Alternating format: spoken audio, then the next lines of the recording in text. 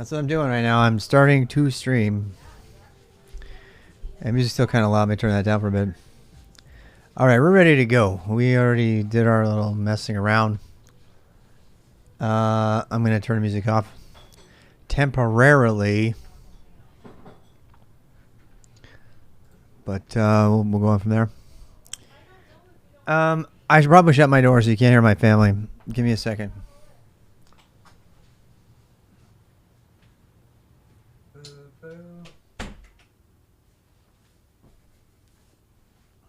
All right. The boost starts now. Ready, go. All right, so let me get rid of the screen here. So let's go ahead and exit here. And exit here. So we're going to actually, what are we going to do today? All right, so let's talk about that. Let's go into the boost and we'll make a week 8, make directory 08. I'm doing this so you can follow along. This is, you see where this is on GitHub.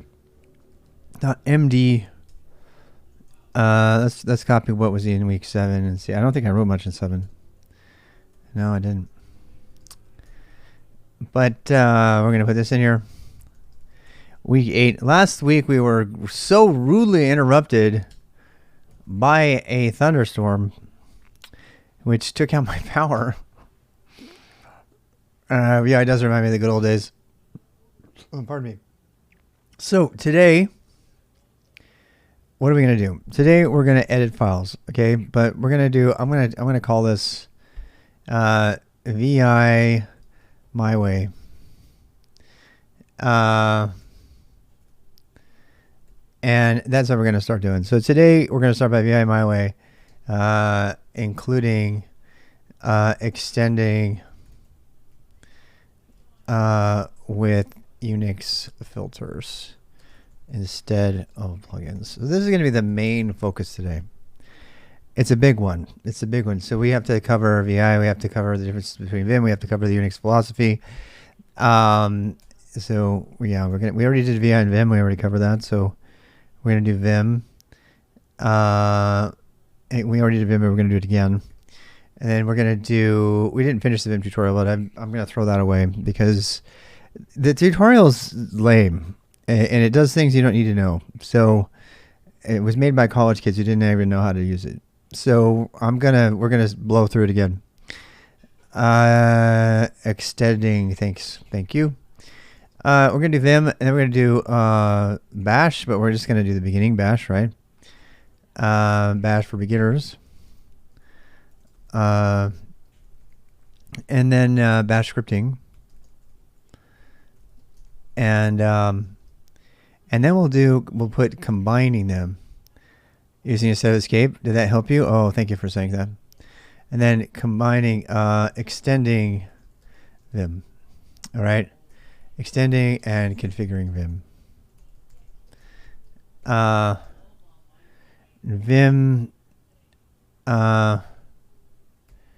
using Vim efficiently. So this is kind of like my tutorial. This is our guide for today.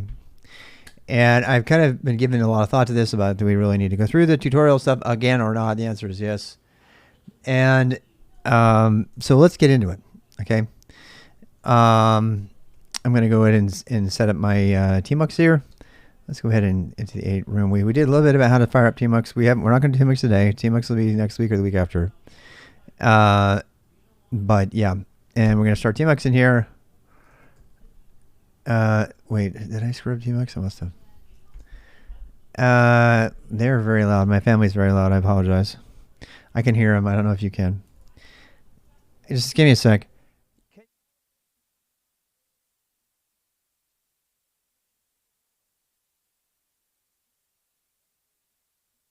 All right. They said that they couldn't hear you. Okay, good. I'm just had to yell at them. All right, so I'm on headphones. I can't hear. That's good because I have a dynamic mic. You know, it's the whole thing of why you have one. All right, let's do this. Maybe the fan noise again. God bless fan noise. All right, so we're actually going to use the README for this. So let's review what we did with the tutorial. So the tutorial. And by the way, I put my keyboard here. Yes, I have a Mac keyboard. The #1 keyboard used by authors, novelists, and musicians. Sue me for not having a gaming mechanical keyboard, which I also have right here. All right, so, but I actually thought, well, we'll put the keyboard here so if they want to see. Also, we got a new camera. We're running the Sony Cam and IRL. If you want to watch IRL streaming stuff, I'm doing a lot of stuff about that later, but that's not in the boost. All right, so we yesterday, just to review, we did a bunch of stuff with a Vim tutor, right? Now,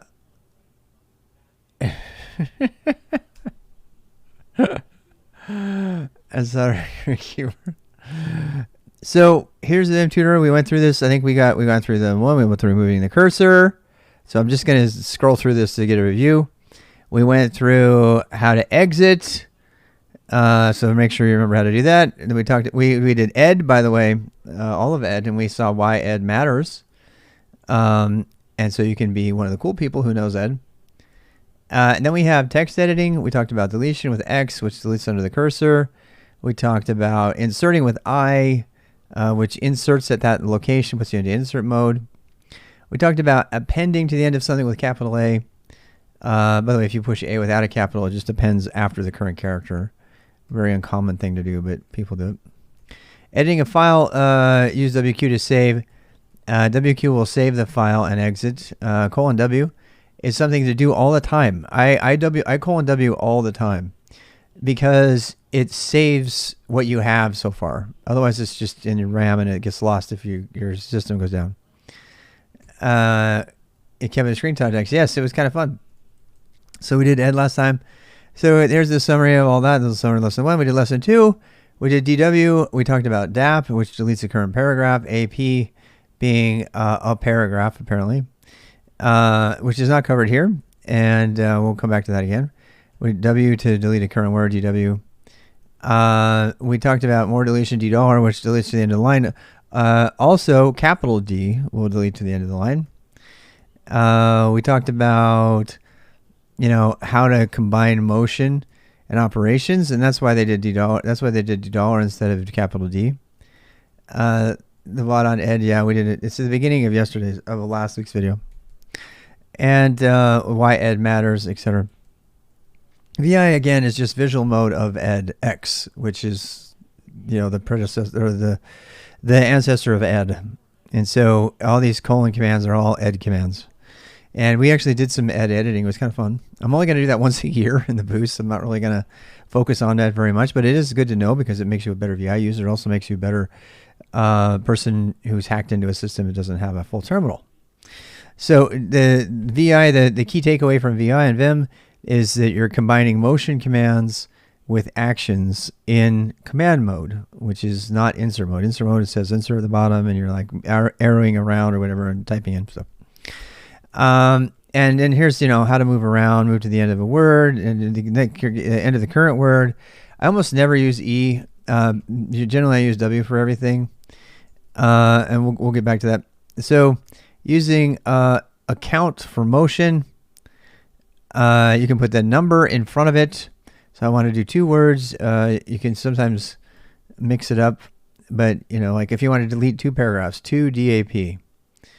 If you wanted to move to the second word, 2 W would move it to two words over. You want to delete 3 words, so 3 DW. Right? It doesn't need to be D3W. You can do that, but you could also do 3 DW, which is easier to think about, in my opinion.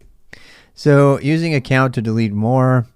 This is what it's saying here. So DW motion. This could also be number D motion. Okay. Some of that is Vim only. I can't remember what exactly, but one of them is only that. So I don't have my screen keys on or anything like that. We need to move the cursor to the first uppercase in the line marked. Okay, so 2DW could also be D2W. See, watch, I'll prove it to you. 2DW. If you look down the bottom right, you can see what's queued up. See? You see how you can see what's queued up down at the bottom? So bottom right down here, down in this area. Keep watching. So if I do, it'll kind of queue it up. You can see 2DW. Boom. And it deletes 2 words, right? Same thing there. We could do right here. We could say, go over here. We could say 2DAP, and that'll delete 2 paragraphs, which includes the line. Generally, W and P include the trailing line, which is almost always what you want. So I don't use E for anything ever. DD, delete the whole line. We talked about that. Just DD really quickly will delete the current line. There's a lot of commands that do whatever it's going to do to the current line. So DD, YY yanks the current line, which is just a copy. And then almost always when you do this, you want a P after that. So DD, delete to that line, and then P to paste. Those two go together all the time. You'll do that constantly. We talked about the undo being U and capital U, which I've never used. I don't use capital U, and it fixes the whole line. I'm more likely to do like surgical undos. CC, is that a thing? CC changes the current line. I did not know that. Never used it. That's why I'm streaming, because I can learn from you too. I've never used CC. I'm going to start using it. I've always just been doing DD, and then I do I, which is this is lame. Or I do capital C to change it into a line. I did not know CC existed until today. Thank you so much, Lick It Clean. I got to give you some points for that. SO, which is the strangest name. You have the strangest name, but still. It always reminds me of my dog, like with a wound or something. Did I do SO? Ugh, I'm so stupid.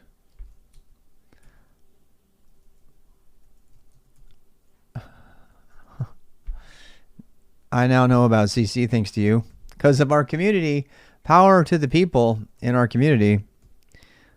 CC is the thing, people. CC. Whoops. CC. Oh, I don't know if I like CC. I don't know if I like it. It got rid of the line.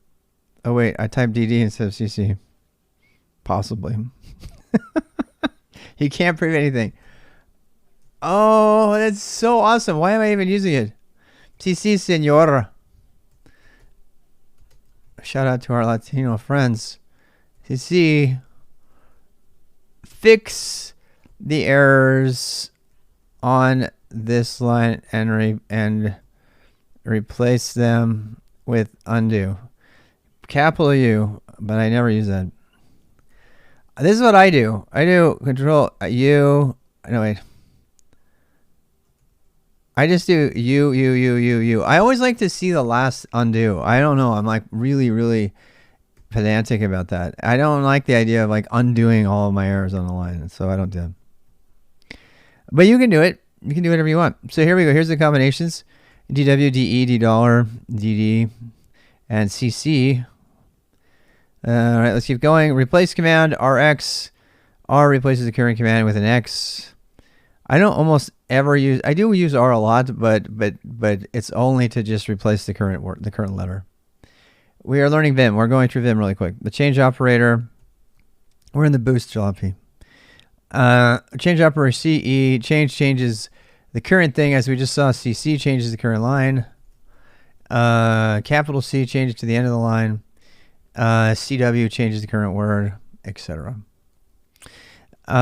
More changes using C, and then the number of motions. I don't do that. I would normally do number and then C and then motion. But you can do that. You want to change the end of the line. You want to change. Yeah. Anyway, you can use the backspace key for correcting mistakes while typing. Fine. Summary. All right, we did change R and C for changing stuff. Cursor location, file status. Control G. I never use this. I always want to look this up, but I don't normally need it because I can see usually in the bottom what my position is. Right now, that's not working for me, but normally I can because I'm in the tutorial. So, for example, up here, you see how I've changed and customized my thing down here. This tells me the location in the file over here. and we'll show you how to customize your Vim for that. So, but you know, if you don't have it, I guess capital G that goes to the end. Whoops, capital G goes to the end. And thanks for the follow there, Michael. And Mesa do Brazil? No, I don't. But maybe someone else. So, for the search command. Okay, we're gonna focus a lot on the search command. We're back to where we were when we left off yesterday or last week. Cursor location and file status. So, G goes to the end of the file. GG goes to the beginning of the file. In Vim, that does not work in VI. All right. So, just saying. Capital G. Where's another capital G? Moving. So, this, as you see, is my common thing. We're going to get to the searching one next. There we go. Capital G. So, I don't know if you saw what I just did there, but we're going to come back to that. That is what I believe is cognitively the easiest thing to do, period. And we'll talk about that. So, read this entire lesson before executing the steps. Cursor location, file status. Control G, which I don't ever do, gives you all that data. I told you it's already in the line. You don't need it. All right, so let's keep going. GG is just start a file. If you don't have 0GG, what I gave it away already. What moves you to the front to the first line of the file in ed? What is the command to go to the first line of a file in ed? A little bit of review from last week. What's that command? First of all, how do you invoke an X or an ed command from VI, visual mode of X? How do you do it? How do you send a command to ed instead? 1, right? All right, so :1. :1 will take you there. You could put the line number and then a capital G. Actually, capital G takes you that. 1 capital G will take you to the line number. So 23 capital G will do the same thing. But if you're using the ed and X commands, you just do :23 and that'll take you to line 23. :1 will take you to line 1. Those are supported in VI and every place else. People use GG as a shortcut, but the fact is GG only works in Vim. So there's no less than 3 ways to get to a line, right, in Vim. I mean, the most reliable, I think, is the line number because it gets you right to the thing. Most people won't do that, though. Most people do 23 capital G. Or they'll do like 55 capital G and run to go line 55. But to tell you the truth, the colon is pretty effective, and I probably should start using it more because it takes you right to that line, if there is a line. Set numbers. We're going to turn line numbers on for a second. All right, there we go. So let's go to like 53G, or we could do :63, which is the X command. You can do negative number counts from the bottom up. Yes, you can. You can with colon. You can do -3. There you go. -10. And that is one of the reasons that people do the other, what's that, line editor mode? There's another line editing mode that has the number -10 or -5 or something and puts them here instead of the actual numbers here. I've turned it off. I haven't used it in a long time. From the top, not the bottom. Current line number, yes, it is. Are stored in the jump list, and some don't. You're right. I never know. I don't use the jump list. I don't do that stuff because of that reason, because I can never remember. So I'm searching. Okay, so watch what I'm doing here. We're gonna do this one next. I'm gonna search for space, capital G space, and jumps me right to the line I want. Cursor location file size. So we got capital G down, we got G, we got colon, whatever. We know how to get around, right? So you can put your stuff in the ruler. Set RU. Now we have a ruler. This is another reason that you don't need anything. You turn a ruler on. Relative numbers. Yes, thank you for that. So let's try that for now. So there's a thing called relative numbers. If you're a fan of like offsetting, then you could say I want to go to -8. So :-8. Boom. It'll jump you to line -8. Some people like relative line numbers. Like this is a Vim only thing. This does not happen in VI. You can get line numbers in VI, but you cannot get relative line numbers in VI. Only Vim. So So some people want to do this, right? So they want to delete to line 7. So they'll say colon, what is it? Colon 7D, I guess. No, that was wrong. That didn't work. I screwed up. That deleted everything to line 7. That was dumb. So I'm gonna go find my thing. Space G again. Again, these are things I don't use very much. So I don't use offsets. I usually use line numbers. So you can use what you want, but I'm going to set mine back. Set no RNA. We talked a little bit about XRC and how to change your config. We're going to talk more about that today. So we got GG, search command. I live and die by the search command. This command is the most important command in all of VI as far as I'm concerned. Short of from inserting, I can't imagine anything being more important, especially when you're using limited tmux panes or Windows or something like that. Because cognitively, in my brain, I'm thinking about this huge document. I don't have to visualize it. I don't need a little helper visualizer on the left. I am constantly in my head. I'm thinking of the entire document. I have, a concept of it in my head, which I appreciate much more than something that's drawn out. And I do everything based on searching. And this single thing will help you in many ways besides just editing line number files. I'm going to tell you why. But you can probably guess, spoiler alert, VI mode for history. So if you can get into the habit of thinking about any file that you're editing in VI as just being on a current line, and then that entire buffer is loaded up and you can do whatever you want to it, then the most important command you will ever learn is how to search. Because it navigates you to where that search location was. So I don't even know what line I was on when I was up here, right? I got totally lost in my document and because I was doing something and I need to get back to where I was. So I take a moment. I don't waste brain power thinking about the different combinations and line numbers and making a mark and then going back to it. Because to tell you the truth, most of the time when I screw up and I end up in a place I don't want to be, I didn't have the forethought to know to mark that spot. I don't use marks at all. I think they're stupid. I use searching. I do remember that I was working with something related to, searching. And by the way, this cognitive pattern that I have, I use it in everything, not just VI. I use it when I search the web from the command line. I use it when I'm writing. I use it when I'm navigating commands. I can't even tell you the menus I have to go to on my Windows or Linux machine to get to the thing that changes my display resolution because I never use it. So I want to put this in our notes because this is called what I call it search centricity or search centric thinking. And this is one of the reasons jump lists exist. Yes.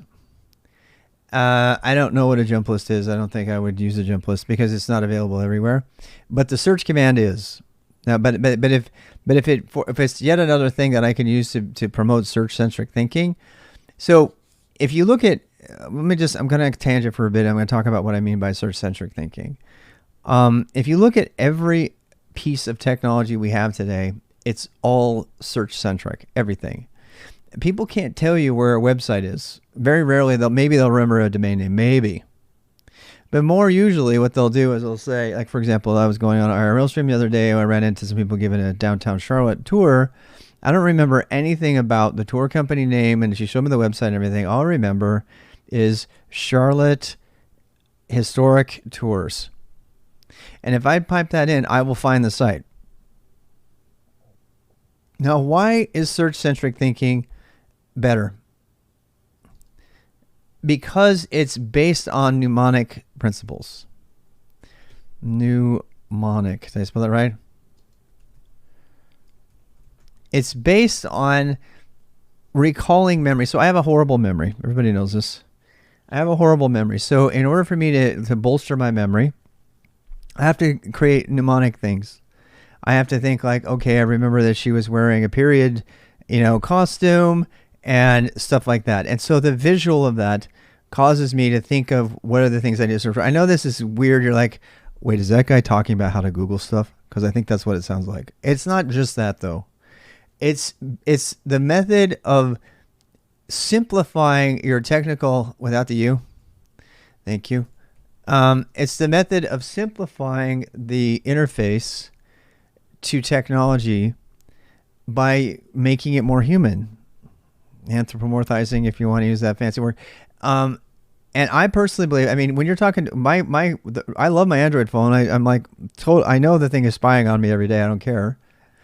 But the reason I love it is because I can just talk to it. I don't have to think. It's like, to show me that thing that I was working on. Blah, blah, blah. So this idea of search-centric thinking is going to save you a ton of time. So it's worth the tangent, because as you go into technology, when people, we did a little bit with command line searching with links, and we're going to come back to that. Those kind of things are all based on the same idea, right? It's all keyword thinking. In fact, the most important thing in our world today is hashtags, because hashtags and simple keywords are the way that you can organize any amount of disparate data that's all over the place. And that's why in my Zet, I'm searching for something. I'm searching for this. Zets are based on one solid idea, and then we'll come back to how to document things. But so I've talked about search-centric thinking a lot. I don't know if there's any good science on this. I'm just telling you that this has really, really worked for me in the past. And it's why the most important command that you will learn in Vim, other than navigating and inserting text, is how to search. It's also the reason that we spent so much time using find. The reason everybody's like, why don't you use a fuzzy finder? It's like, because I can use find and grep and regular expressions and search. Those things work everywhere. This doesn't have my fancy Rust-centric, fuzzy finder on a thing. So I want to use the tools that are going to be productive no matter what. Apropos is great as long as it's been set up, right? Apropos doesn't always get set up. That's the problem with it. We talked about that when we talked about find. I didn't even know how to search. My mind was blown. Yes. So here I've got myself in a bind, right? I'm someplace in my VI file, and I'm like, man, I'm like 600 lines away. So what are my options? My options are to just, nowadays we have a fast screen. If you were to try to just spam the directional keys, HJ or arrows, if you were to do this in 1978 or in 1980, you'd be waiting for like an hour to get to your line, because every screen this is how you would do it. It'd be like boom, boom, boom, boom. This would be the rate.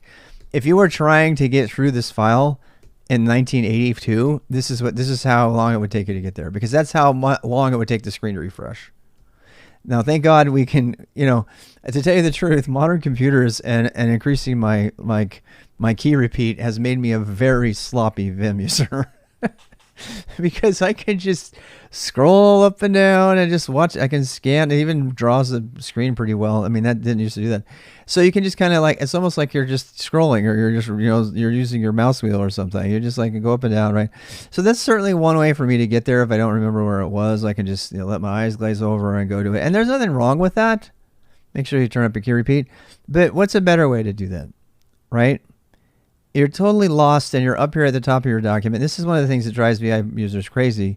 But if you remember what you were working on, and this is where regular expression knowledge is really helpful. Even basic regular expressions will get you a lot. It'll get you a lot of mileage. So you can say, okay, I was working on something related to capital G. I don't even remember what it was. So the first time I did this, I don't know if you saw this, but I looked for capital G. I'm like, oh crap, there's capital G's everywhere, right? That's not good enough. Well, let me think about that. Okay, so there was actually spaces around the capital G. So slash space capital G space enter. Boom. I'm right on the line again that I got lost from. So that is an example of search-centric use of VI. It will apply to everything. And every technique that I just used also applies on the command line. Set that show VI. Emacs is the default line. See this? See this? I'm pushing J and K to go up through my history, right? Up and down through my history. Remember that search-centric thinking again, right? Somewhere in my 10,000 line history, because I expanded it, there's something in here about me editing the OpenAPI pet store thing. And I remember once upon a time I had a command that was doing something with the pet store. So even though I'm only seeing one line of my VI document, because my history is a VI document in every sense, now I can type /pet and it will jump me to API pet, and I can go to the next one with N. model pet, and I'm looking for a YAML file. Didn't see it that time. So let's go look for all the YAML files. Oh, there it is. That's the command I was looking for. And you see here, it's there all the time, right? And then one more thing. The reason that I do web searches from the command line is because my search history is available from the command line, just like every other command. So if I'm doing like general research, I'm going to say Vim starter. I don't use Control R ever. No, why would you? No, that's Emacs. If you're using Emacs mode, fine, but I'm not. I'm using VI mode. And we're gonna come back to this topic. I just wanted to kind of give you a preview. So if I do Vim, let's do Vim Cheat Sheet, right? RVX Rob. It's by default on Bash. Yeah, oh, it absolutely is Emacs. Are you kidding me?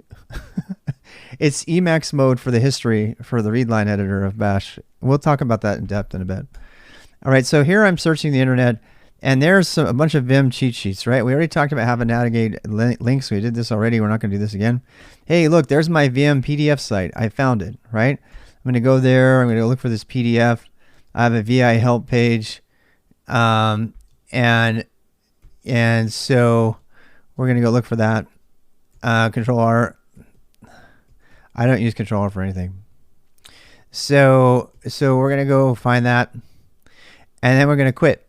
All right, so now I've got it in my history, right? So now I can actually search my history. I can search for like cheat sheet, and I can go see. Well, it's not saved because this is a weird thing about history, unfortunately. My current history is not set to save until I exit the stream, which is not always optimal. I understand, but now it should be there later when I go cheat. So let's go try. There it is, Vim Cheat Sheet. And so now it's available. There's this thing you can turn on your history that causes everything to write instantaneously, but I don't have that deliberately because I don't want my other sessions to pollute my current session. So we'll get into that, what that's about in a bit. So cursor location file status. So that has been a tangent about how to search centricity and a little introduction into how to use VI to navigate your command history better than anything else. So yeah, so let's go down here, search command history. First of all, I don't use commands, control anything in VI ever. There's no need. There's absolutely no need for control anything. It's too hard to hit with your fingers. There's nothing that I care about that uses it. Default is Emacs mode. Yes. And most people don't know that. And they tell me to use control to clear the screen, and that's also an Emacs mode thing. The reason that Emacs mode is the default is because the people that made Bash used Emacs because it was Stallman and the gang. Otherwise, it would be VI. So if you feel confident to do this, execute steps 1 through 3.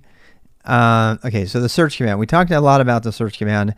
So let's go through the main parts of the search command.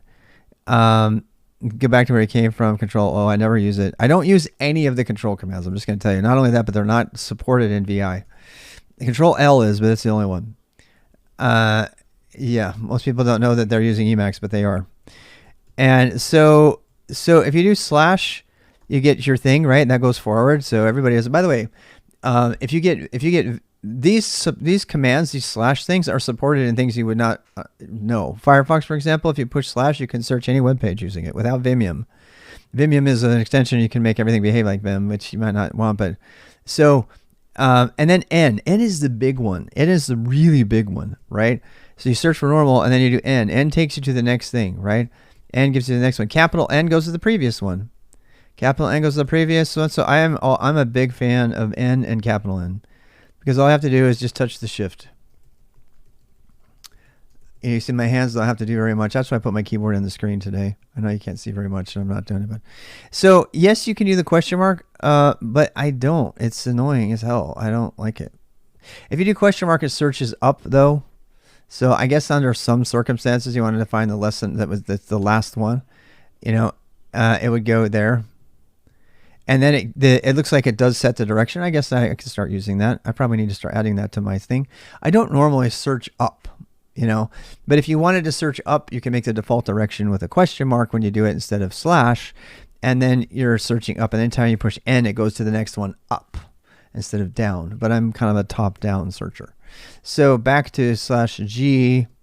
By the way, I could do this with a question mark, and it would work as well. It would just wrap. So all of these commands wrap, by the way.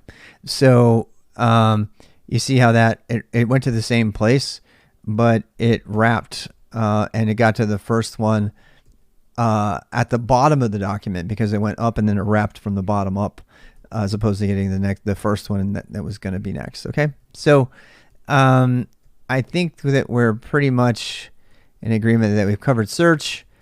Again, these are things you're just going to have to practice. I don't know what control does. I don't use it. I will say this. I do use control N and P. Whoops, I did that wrong. I do control N and control P a lot because this is another. I think it's an Emacs thing actually. Control N and control P. I just put my pinky on control, and now I'm just N and P, N and P, N and P, N and P. Right. I do like this because it does advance by one line. You can use the arrows for that, but the control N and P works in links. It works in W3M. It works in pretty much anything. WeChat, anything that's going to scroll through something is usually control N and P. And so I've kind of added that. Actually, about a couple of years ago, I added that to my list of things to do. It does have value. And I'm pretty sure there's stuff I'm missing that I don't know, but considering GNU history, yeah, the GNU history and the whole Emacs thing, that's exactly where that came from. They leveraged their power in an unethical way, in my opinion. So what's here? Lesson 4 summary. Display the current location. Control G, which I never use. My fingers don't even know it. Why would you do it? You don't need it. You can just do set ruler, and you can see it forever. All right, so here's the searching. We have the N. Older positions, not using it. Also not supported in VI. So there's two reasons not to use the control commands. Typing % while under the cursor goes to its match. Okay, we do have to cover this. I do use this a lot, but this is not gonna. You're not gonna see the value of this until I write some Go. So bonsai here. Okay, so let me go open up some Go here. So you're not gonna really appreciate the % thing until you start doing coding. What it does is it matches the current bracket. So you see what I'm saying? It goes to the next one and it toggles. So let's oops. So we turn my numbers on, my line numbers on, right? I don't even use line numbering when I'm doing most coding usually. Set no list, we'll do that. That shows you your tabs. We'll get to that stuff. That stuff is not covered by. We have to finish the tutorial and then we'll go to the stuff that I use that's not on there. So anyway, if you hover over a bracket or anything like that, even one of these, right, and you push %, it will toggle back and forth. So this is actually really useful. It will usually do it. It doesn't do it for quotes. It just does it for brackets. So this one goes really far away. This is actually kind of important. So if you, like me, if you're only putting like 25 lines or so on the screen at a time because you're streaming or any other reason, I mean, I'm so used to dealing with people who are used to having like 100 lines and then, 700 lines, whatever. People that use graphic editors do not consider readability all the time. They're really bad, actually. And you won't see this in the Linux kernel at all. These people are laser focused on readable code. But a lot of times, so I just want to show you this. You can go here and it goes back and forth between the two. And it just toggles. So one of the biggest pieces of coding is going to be dealing with dangling brackets and stuff. So that is one that gets used a lot. Don't confuse it with like reading to the next section, which I think is next after this. But that is important. I don't understand why they threw this ed command in the middle of everything. It's like, oh, hey, we're going to like search for things. And by the way, if you want to do a full find and replace in your entire document, here's how to do it. This is why we did ed already. And I don't want to touch on this again because we did it in the ed thing last week. All right. I believe the proper way to learn VI and Vim is to learn ed first. This here, none of this has anything to do with VI. This is all X commands, right? And this says replace old with new. We talked about basic things.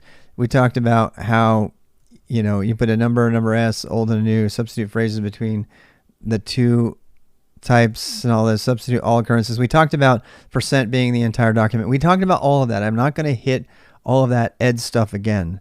But the thing that drives me crazy about this tutorial is it, first of all, it doesn't teach you anything about ed, and then it throws you into an ed command line like out of nowhere and doesn't teach you anything about regular expressions.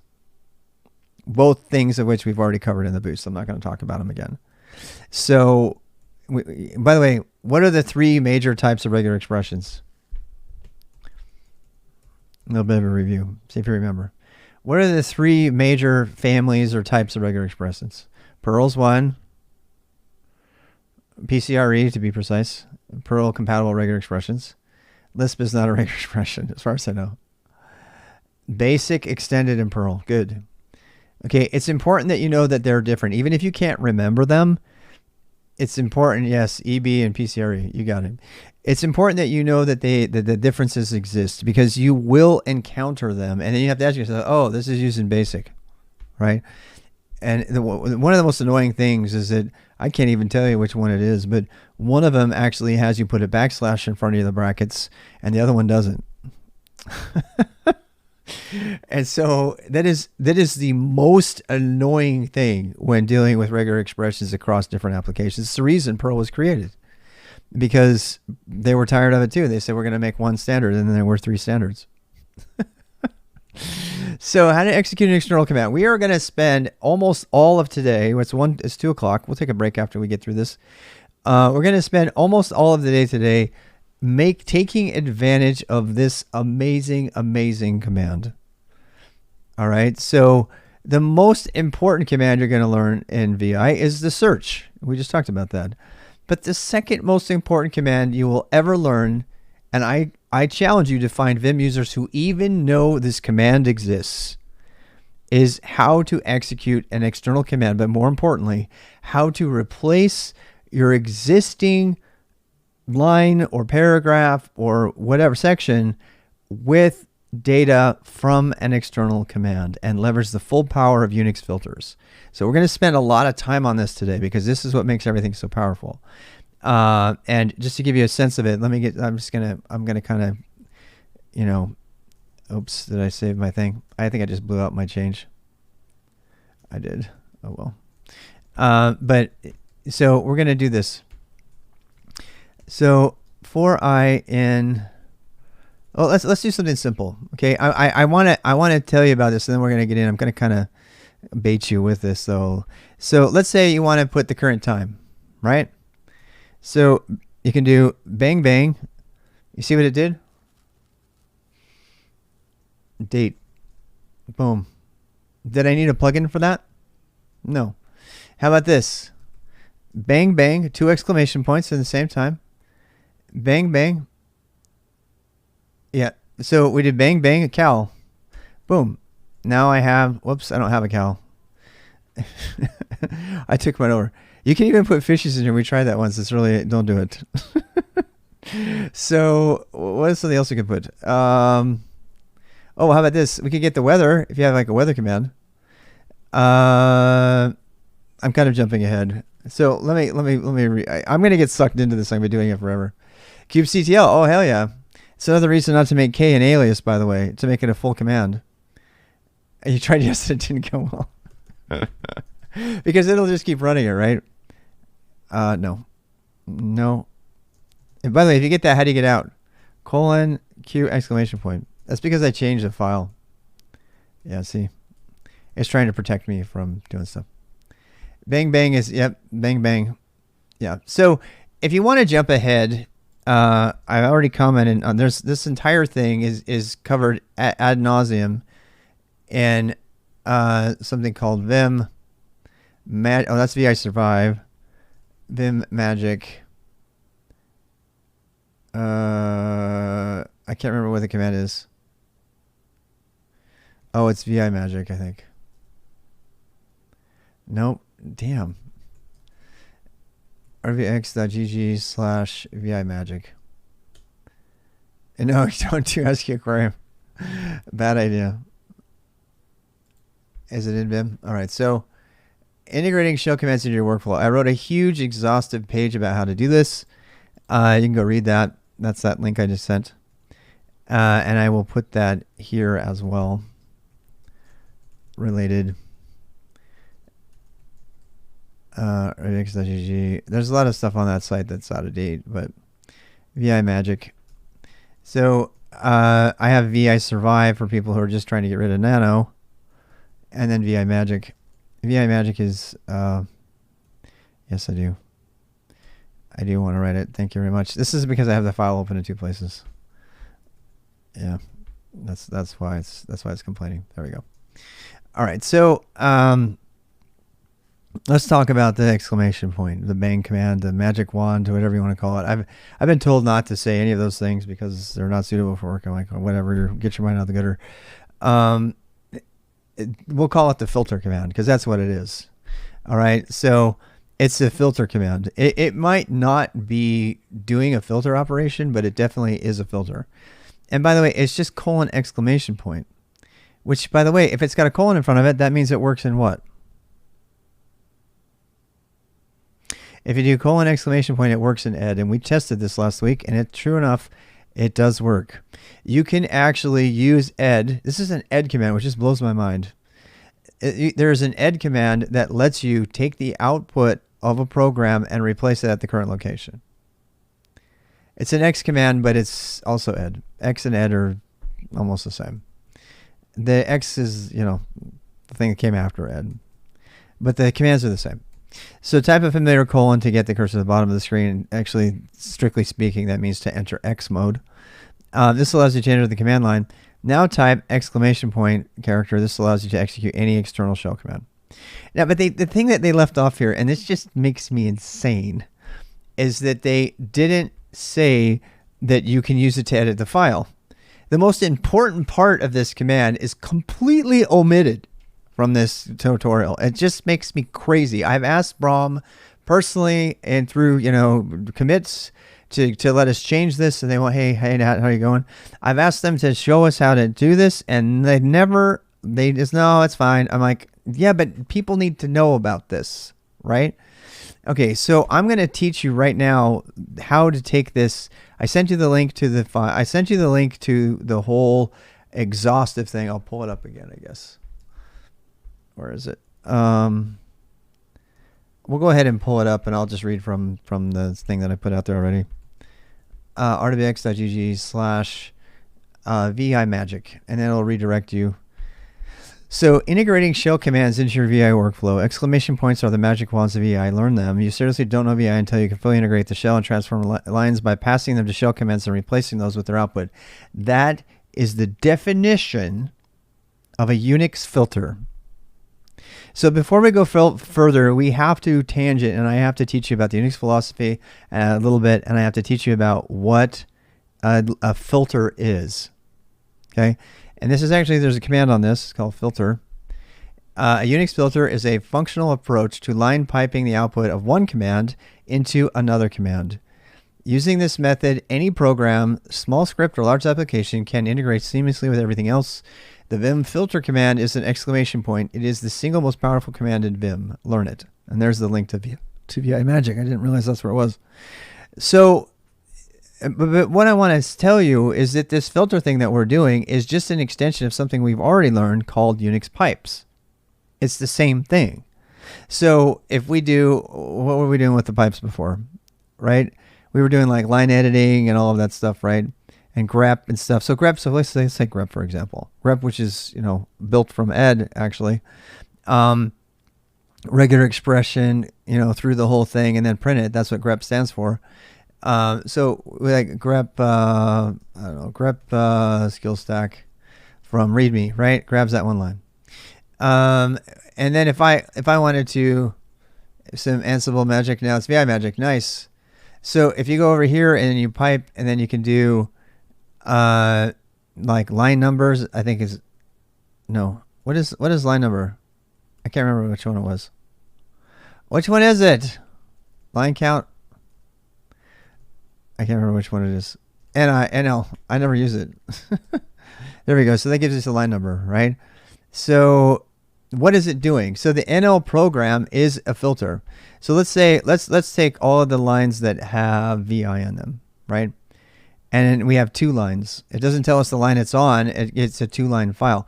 What I'm trying to say is that, or we can use, we're not going to use CAD because that's a bad thing, right? But we could do whatever, and then we're going to exit to, so what is NL doing? If I get rid of the pipe, it's just printing it out. But if I send it to NL, it's using the magic of Unix filters, and it says, I'm going to take every line, and I'm going to alter that line, and then I'm going to print it out. That is what a Unix filter does. Now sometimes, and this gets in, the really cool thing about Unix, have anybody ever done any JavaScript programming? If you've done any map filter reduce, if you know what these design patterns are, and some of you do, some of you will know what these things are. Okay, a lot of you don't know what I just said, but the patterns of map filter reduce are on display here on the command line every day. So let me give you an example of a reduce, WC. All right, so yeah, very handy. Map filter reduce is a, but yes, Leon gave you that. Nice. So the pattern of map filter reduce is built into the command line, the Unix and Linux command line. When someone says Unix philosophy, you can almost replace that with map filter reduce because they're the same. The idea of a Unix filter, a filter is just a, which one is it? Map filter reduce. I think it's a filter function, right? But the WC command, which I just showed you, what does it do? Is it a map filter or reduce? It's a reduce, right? Because it takes everything, and there you go. Thank you for the list. Very common in functional programming. Absolutely. Yeah, it's the basis of functional programming. So, but this is a reduce. So this takes every line, and rather than modifying each line in some way, which is what a filter would do, actually a filter would block the lines, right? A map would do something for each line. And then keep on going, right? A filter would block certain lines from returning, which is what grep is. Grep is just a big filter. And then there's the reduce, which is I'm going to take all the lines and I'm going to transform something like that, like extract, transform line, I think. Yeah. So here we have, we take all of the lines, that have readme.md in them, and there's a switch for grep to do this, to just count them. But if we just wanted to, NL is a map, right? So NL is a map. Grep itself is a filter. Because why? If we didn't use it, what's cat? Cat is nothing, right? Cat is cat. Now, you're not supposed to do this. Don't do this normally. But cat just gives you all the lines of the file without any transformation at all. So if I wanted to do that and start off my pipeline, I can do that. This is bad practice, and we're going to talk about why when we start coding. Return the line items that result is true. So if I send cat readme and I say grep everything that has VI in it. Don't grep the cat, I know. This is, so cat here is technically nothing. It's just starting the loop, and it sets the pipeline. It says, give me everything. And then grep filters out all the lines that do not match VI. That's the filter part, right? But then if I want to supply that to a reduce, and pipelines are functional programming. That's what I'm telling you. In fact, they're adding a pipeline operator to JavaScript, and I can't wait for it. In fact, where is it? Pipeline, have they already added it? This is one of the reasons I love JavaScript. I know people, they are surprised when I say that, but a proposal for the pipeline operator in JavaScript. So, some of you might know how to code out there already. It's just waste of skills. Yes, it absolutely is. So they are talking about making the pipeline operator, and this is going to turn the language into a big old pipeline. Yes, that's kind of like a pipeline, but yeah. We haven't done any of that yet. We're not going to do it until we do bash coding. Pink. Here docs scare me. Here docs are a thing. Yes. You think it'll turn the language into trash? I don't know. So return arguments, pipe. So this says take all this stuff out of the arguments, pipe those to concat, and then pipe those to here. So this, anybody who knows about pipes in Unix will understand the pipe operator coming to JavaScript, which is basically it's functional programming. And we haven't talked about the different forms of programming. We'll get there when we do Go programming, but we go a long way from that.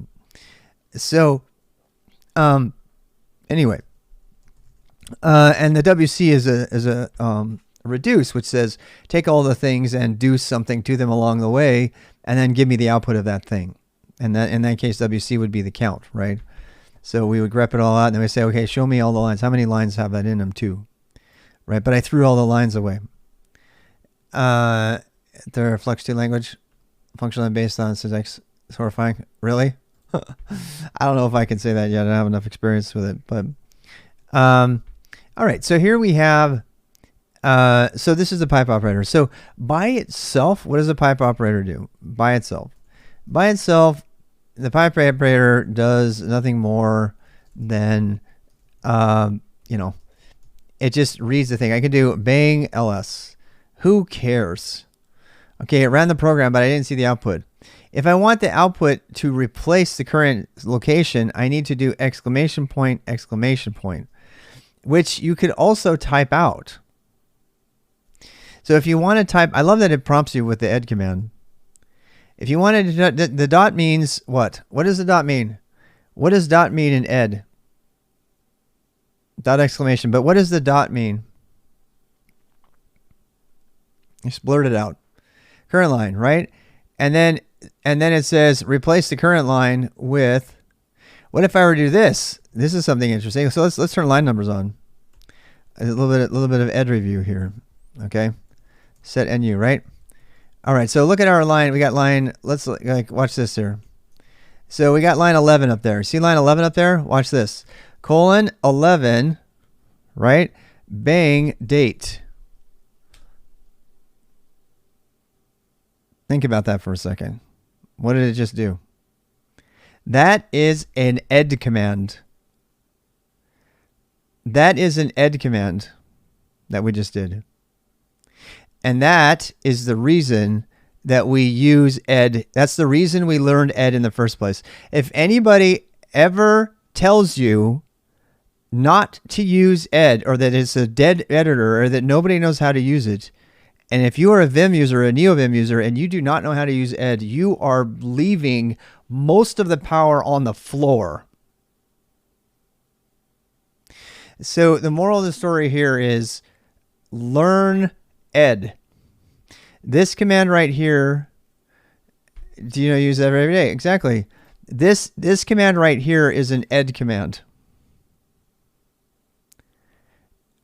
I know. I didn't know it either. I had to go learn ed, and now I'm like, so now the more likely thing that you're going to do instead of that is you're going to be on a line, and you're going to use the Vimism. This is the most annoying thing for me to ever discover, that it's a Vimism. It doesn't work in NVI. It doesn't work in base VI. I hate that that's true, but I don't care because I know how to use the ed command if I don't have Vim. Where to learn ed? The boost from last week. Go watch the boost last week. The beginning of the boost, we went and learned ed. Man, ed and practice. Seriously, we did like an hour and a half of ed last week. There's no place on the internet that's going to teach you. So, and it's too bad, really. You know, oh, that's that old person thing. Nobody uses it anymore. We're just going to make jokes about it being the standard Unix editor. You use it every day. Every time you fire up NeoVim, you're using ed. Dot bang. So if you don't have it, you just do this: colon dot bang time, or I'm sorry, not time, date. Whoopsie. Colon dot bang date, right? And that will replace the current line with the output from the command. So, but Vim comes along and says, you know what? We do 5 hours every time. It's very slow. So, because it's all interactive, and if you don't like it, you just fast forward it on YouTube. You can go fast forward to the YouTube videos if you don't like how long it takes me to do everything. As if we'll boost the question says, yes, they are. I'm seriously considering, yes, absolutely. Everything's there, but you need to fast forward through them. All right, so somebody like you, Black Mouse, would be fast forwarding like crazy through it. All right, so here, that's very kind of you to say, by the way. For somebody like Black Mouse to say they're going to go through the boost, that's like extremely complimentary because they're already really, really good. And so, what should I do? Okay. So Vim comes along and says, well, colon dot exclamation point's a little bit too much to type. So we're going to make it easy for you. And then they added my favorite Vimism of all time, the double bang. The double bang. The double bang. And so in command mode, I do bang bang. I type bang bang. My fingers have got bang bang so memorized because all of these things have turned into shell scripts, which we're going to do today. So I do bang bang and then I type date. Boom. Right? But here's the thing. Now, okay, it gets better. I promise you it gets better. And none of this is covered in the tutorial, so I want to make sure to cover it here. It's just covered in my Vim Magic section. If you want to skip what I'm saying and just go read it and just go faster than me, it's not dot bang, it's bang bang. Yeah. So if you do 2 exclamation points at the same time, exclamation point, exclamation point. If you type 2 exclamation points, my baby shot me down. Bang bang. Bang bang. LS. Boom. So people saying, why are you not using fuzzy find and blah, blah, blah. Watch this. Bang, bang, ls grep star.md. Boom. All right. Let's do this. Let's do bang, bang, grep vim from readme.md. Boom. Okay. Let's do this. Let's do bang, bang, ps. PS pipe to grep root. Enter. Oh, nothing came out of that one. Give me on the bang bang thing. But here's where stuff gets really crazy. We still haven't even covered everything. Okay, so the next thing is it's like, okay, so let's say I'm writing a big old line here. It's like, I want to do some line numbers, right? So I know I can do the shell, so I would do something like this. For I in, we're going to learn bash, don't worry, 1 to 10, right? You can do it in Python, Perl, any command interpreted language, any language at all, right? You say for I in 10, do echo I dot to do done, right? So PSU, yeah. So there, you see what it did? But let's say you got it wrong. You see, it did it. It put them all there. It just ran the shell. It just did the exclamation point bang thing, right? But watch, it gets better. So, but you're like, fuck. I mean, I'm sorry. You can push the up arrow. So Vim, thank heavens, has an up arrow for history. So you can go to all your commands that you've been doing. All those commands you've been doing, they're all saved. But it even gets better. I know. I sound like my wife says I sound like the ShamWow guy. The ShamWow. Order now. So let's say I screw this up, right? Let's say I do like this. I'm like, oh, it didn't work. Darn it. Okay, it didn't work. So I can do colon and then up arrow to go get my other command, right? But wouldn't it be easier if I could write all of this code in using my own editor that I'm in, if I could just write the code there instead of having to do it all from this long command line. You see where I'm going with this? And then we go up here, so they say, okay, well, let's write it. So for I in 1, comma to 10, right? And then it's like, because we have the editor, we can do crazy things.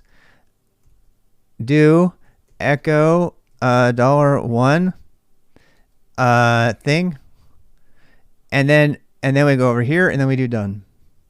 You're like, but Rob, you're writing that in the middle of your code. How are you ever going to send all of that to a single command line? And certainly I could type all of that on a single command, and I do that all the time. And now watch. Show how skills. So how do I navigate to the end of the current paragraph? What's the command? We didn't even cover that yet. I don't even think it's covered in the tutorial.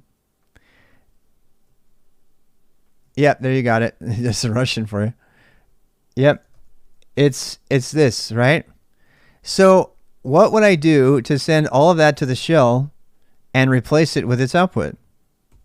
What's the command? So exclamation point.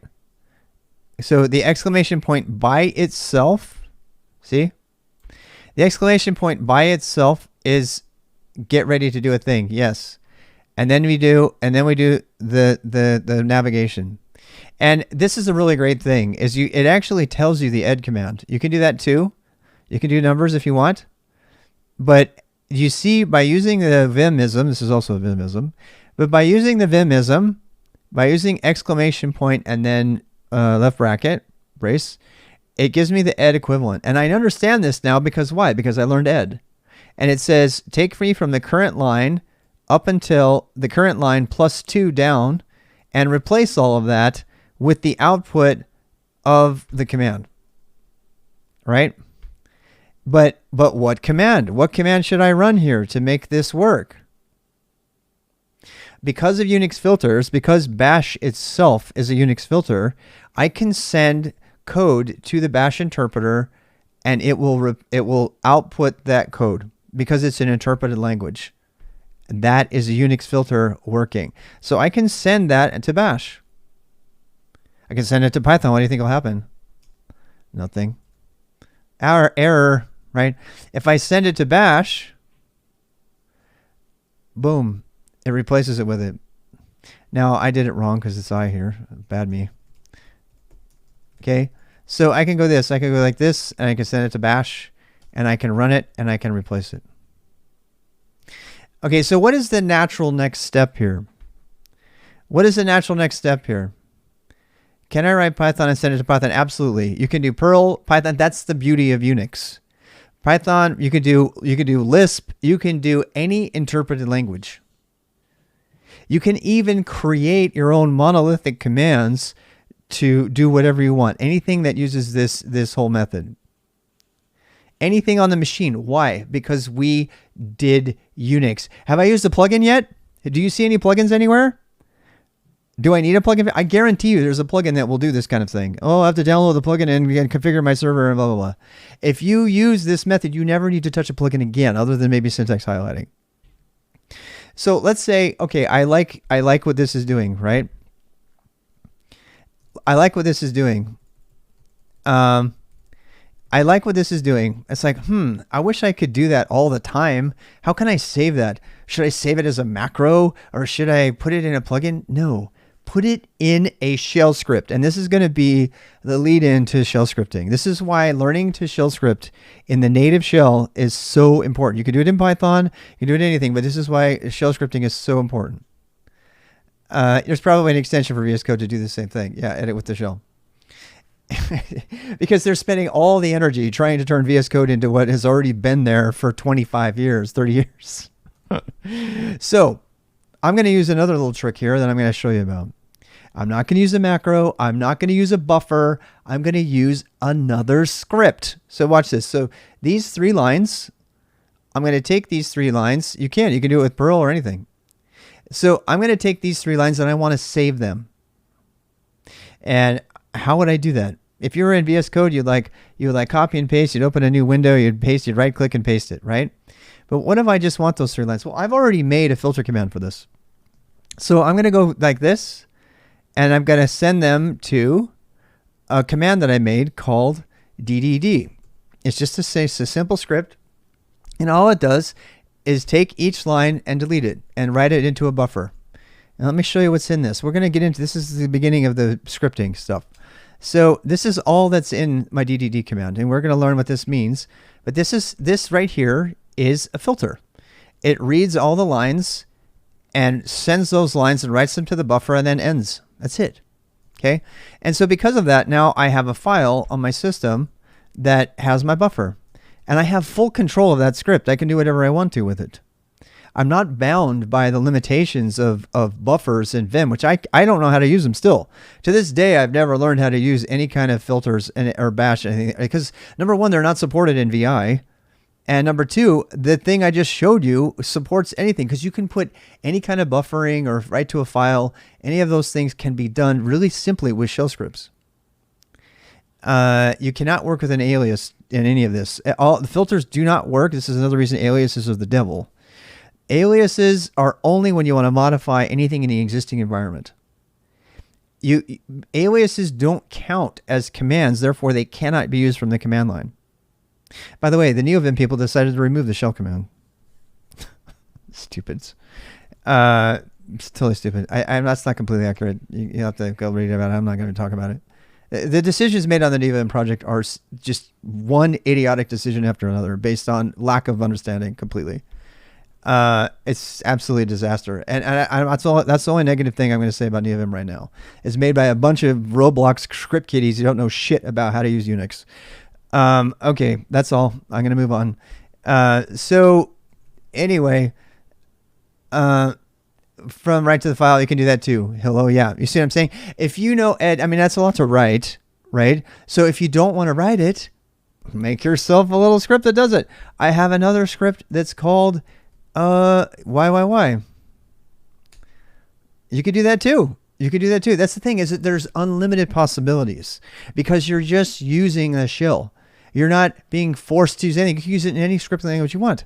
So here's the same thing. This is exactly the same thing as DDD, except for it actually copies the line out. So it's just a way of yanking the line into the buffer. And now I have a buffer file that I can go do other things.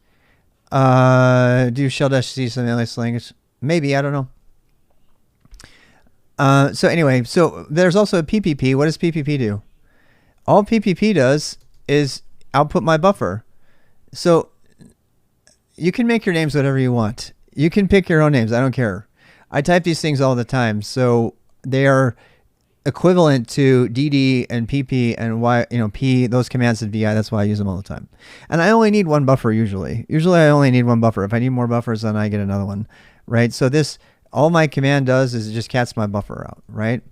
So these are commands. Now, the thing that's cool about this is I don't have to have VI to use these things. No, I can type PPP from anywhere and I get the last thing that I just cut and paste. The people who say to use Vim buffers are locking you in to using Vim to do any kind of editing. Having done this, I can take a section of code, automatically put it into a file, and then I can do other things to it. Let's say I wanted to take that code and I want to put line numbers in front of it. I want to send it to my friend. Oops, wrong thing. I can do that. You can do that too. You can do :E. But the point is there are so many options if you follow the Unix philosophy. If you use Unix filters, there's just so many things. What's VIC? VIC is another example of me using the Unix. Okay? VIC. VIC uses the path to open the command. It uses command-V. We're going to do some shell scripting and we'll go through some of these things and you'll find out. But what it does, command-V tells you the full path to a command. It's the same as which. So like which VIC will give me where my file lives, right? People usually use which, but which is not as good as command-V. Command-V is more, -V I think, is the same. It gives you the full path. And sometimes you want to edit that file. And so to get there, you'll be like, where's the file? People... People that use fuzzy finders just make me laugh and shake my head. I'm like, okay, all right. If you want to do that, I would rather just edit the file wherever it lives. Yeah, VIC is this. VI is this. Which VIC? That's it. And by the way, my VI is Vim. It's just I type VI so much, my fingers have memorized it. I suggest you do the same because you're going to be on systems that don't have Vim. I promise you. And so that's all it is. It's just which VIC. So it runs which VIC, which gives me the full path, which is exactly the same as command -V. And I got my little thing. I was like, man, I do that so much. And by the way, if you do this, make sure you use exec. And I'll show you about that later. But and so then I do VIC, any of my commands, PPP, and it goes and finds the command and opens it. I don't even know where it is. It just does all that for me, and I open it, and I edit it, and I'm done. The only bad part about that is it doesn't do a git commit. I used to do that. How would I do that, by the way? How would I do that? If you wanted to alter this command, I'll give you an exercise for homework. If you want to change this command so that it automatically git commits if it's a git repo with a new message, it prompts you for a message, you could do that. You could do that. You can set up because scripting, and this is kind of where we're sort of dovetailing into the scripting thing. So we still got one filter thing to show you that I have not yet showed you.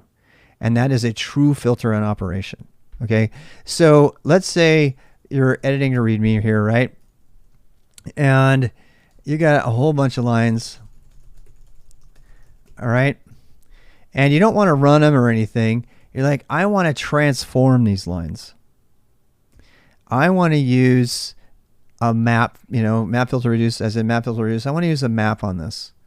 I want to transform all of these lines, right? Now, there's a lot of things you can do. There's a bunch of commands built into ed and vi that you can do. So if I want to make all the A's in uppercase, how do I do it? A little bit of a quiz. Here's a little bit of a quiz. How do I make all of the A's uppercase? Using nothing but vi. And I'm not talking about any subshell commands or anything. How do I make all the A's in here uppercase? I don't know. Does that work? Never done that one before. I've never done upper. I haven't seen the GA. You guys are teaching me something here. Is that a thing? I like the ones with the ed commands in there. Okay, so those are the ones I would use. All right, so let me tell you something else that I do all the time. Okay, I always use bang, and then I use this command so often for things that sometimes I will use it and delete the exclamation point. Let me show that again. So everything you said, most of it is right. But let me show you a fast way to get the exact ed line that you want without having to think about it.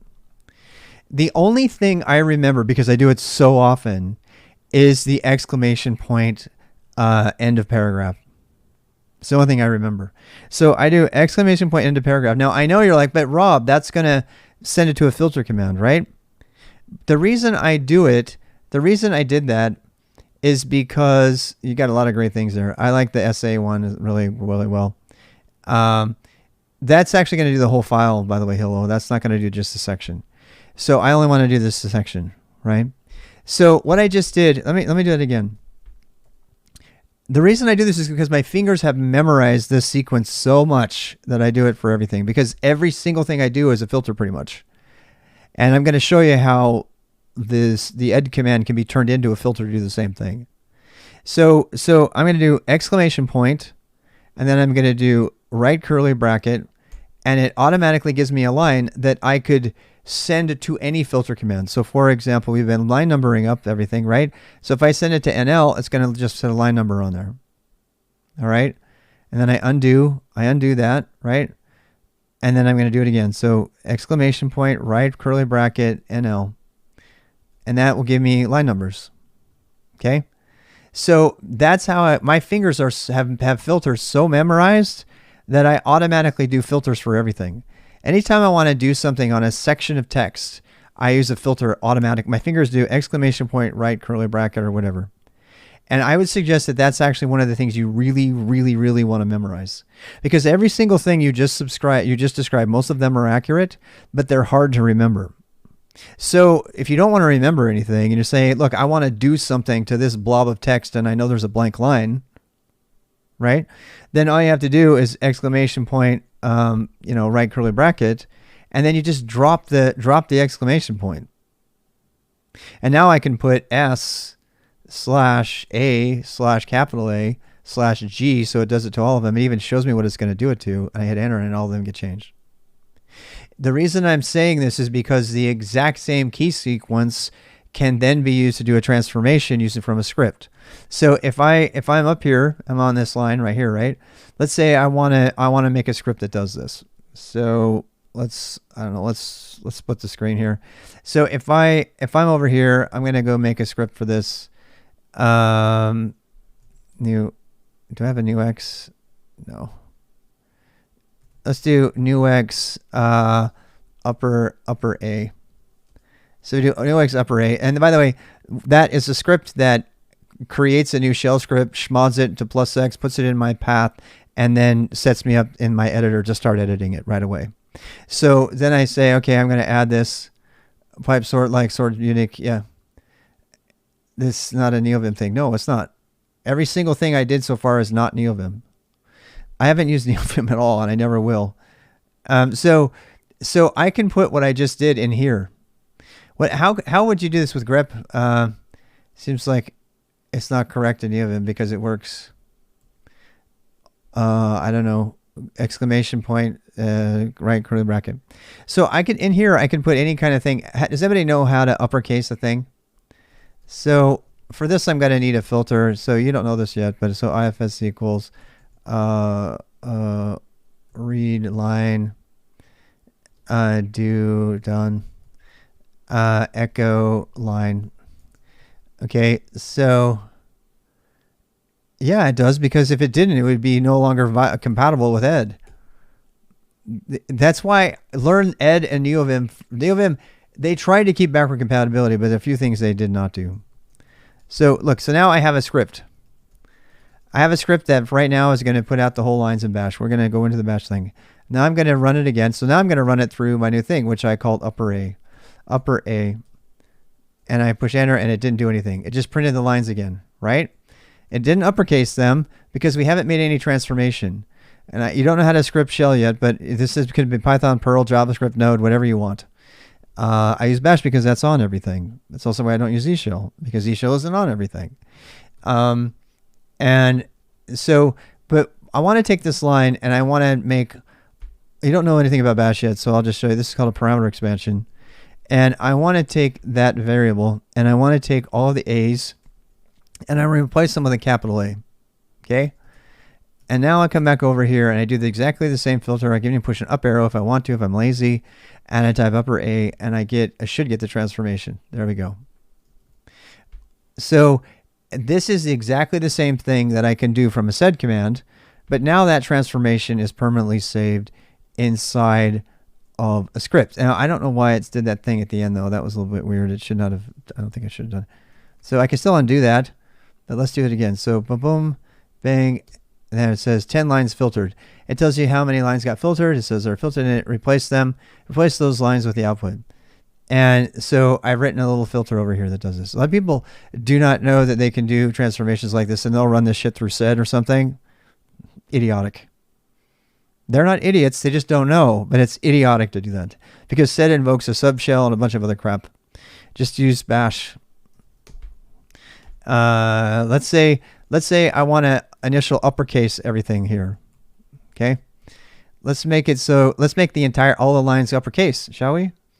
We'll use two arrows and we'll translate it, transfer it that way. So we'll run this through upper A, which is a lie now. The name is now a lie, but whatever. But you see, now it's going to make them all uppercase. Now, some of these transformations are things obviously that you can do. You could construct an ed command line and do all of that stuff. But if you have a favorite command program interpreted language, you can do this in Go, by the way. This doesn't have to be a shell script.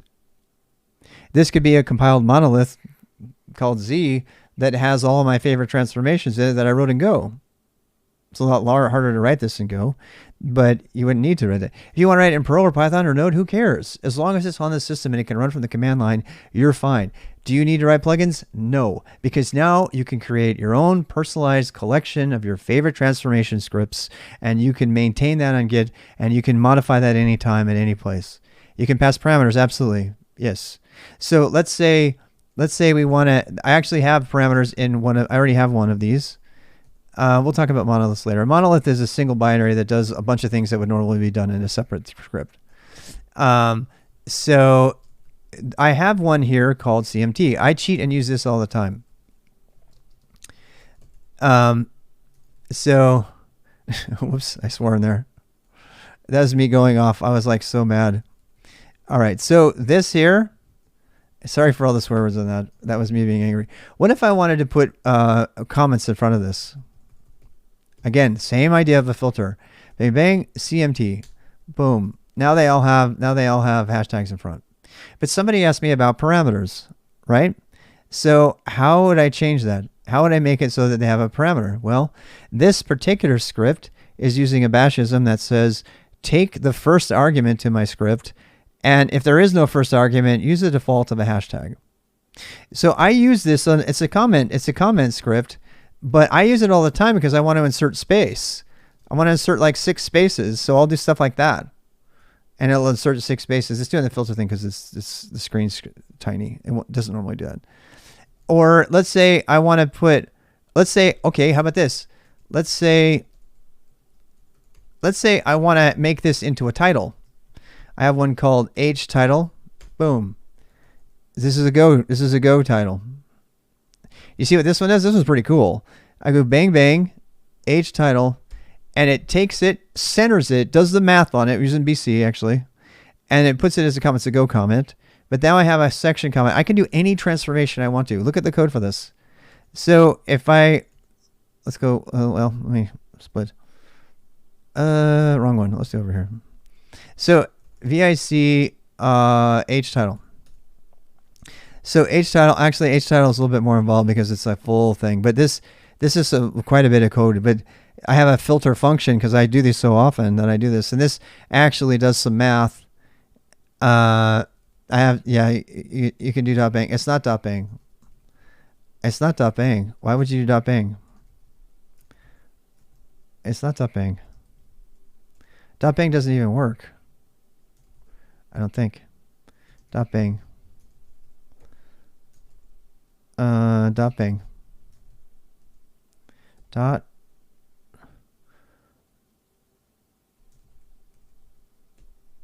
Wait.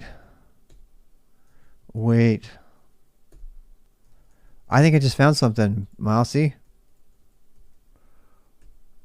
Oh my God.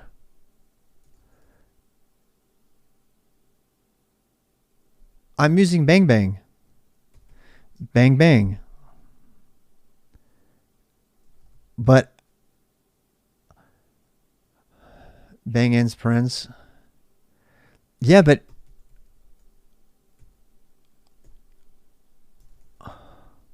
oh wait, yeah, dot is the last thing. Oh my God, you scared me to death. Yeah, the dot by itself in command mode is whatever the last command was. So for example, if I do bang bang CMT, it'll give a thing here. I can go down here and I can push dot and it'll do another one. We haven't covered that yet.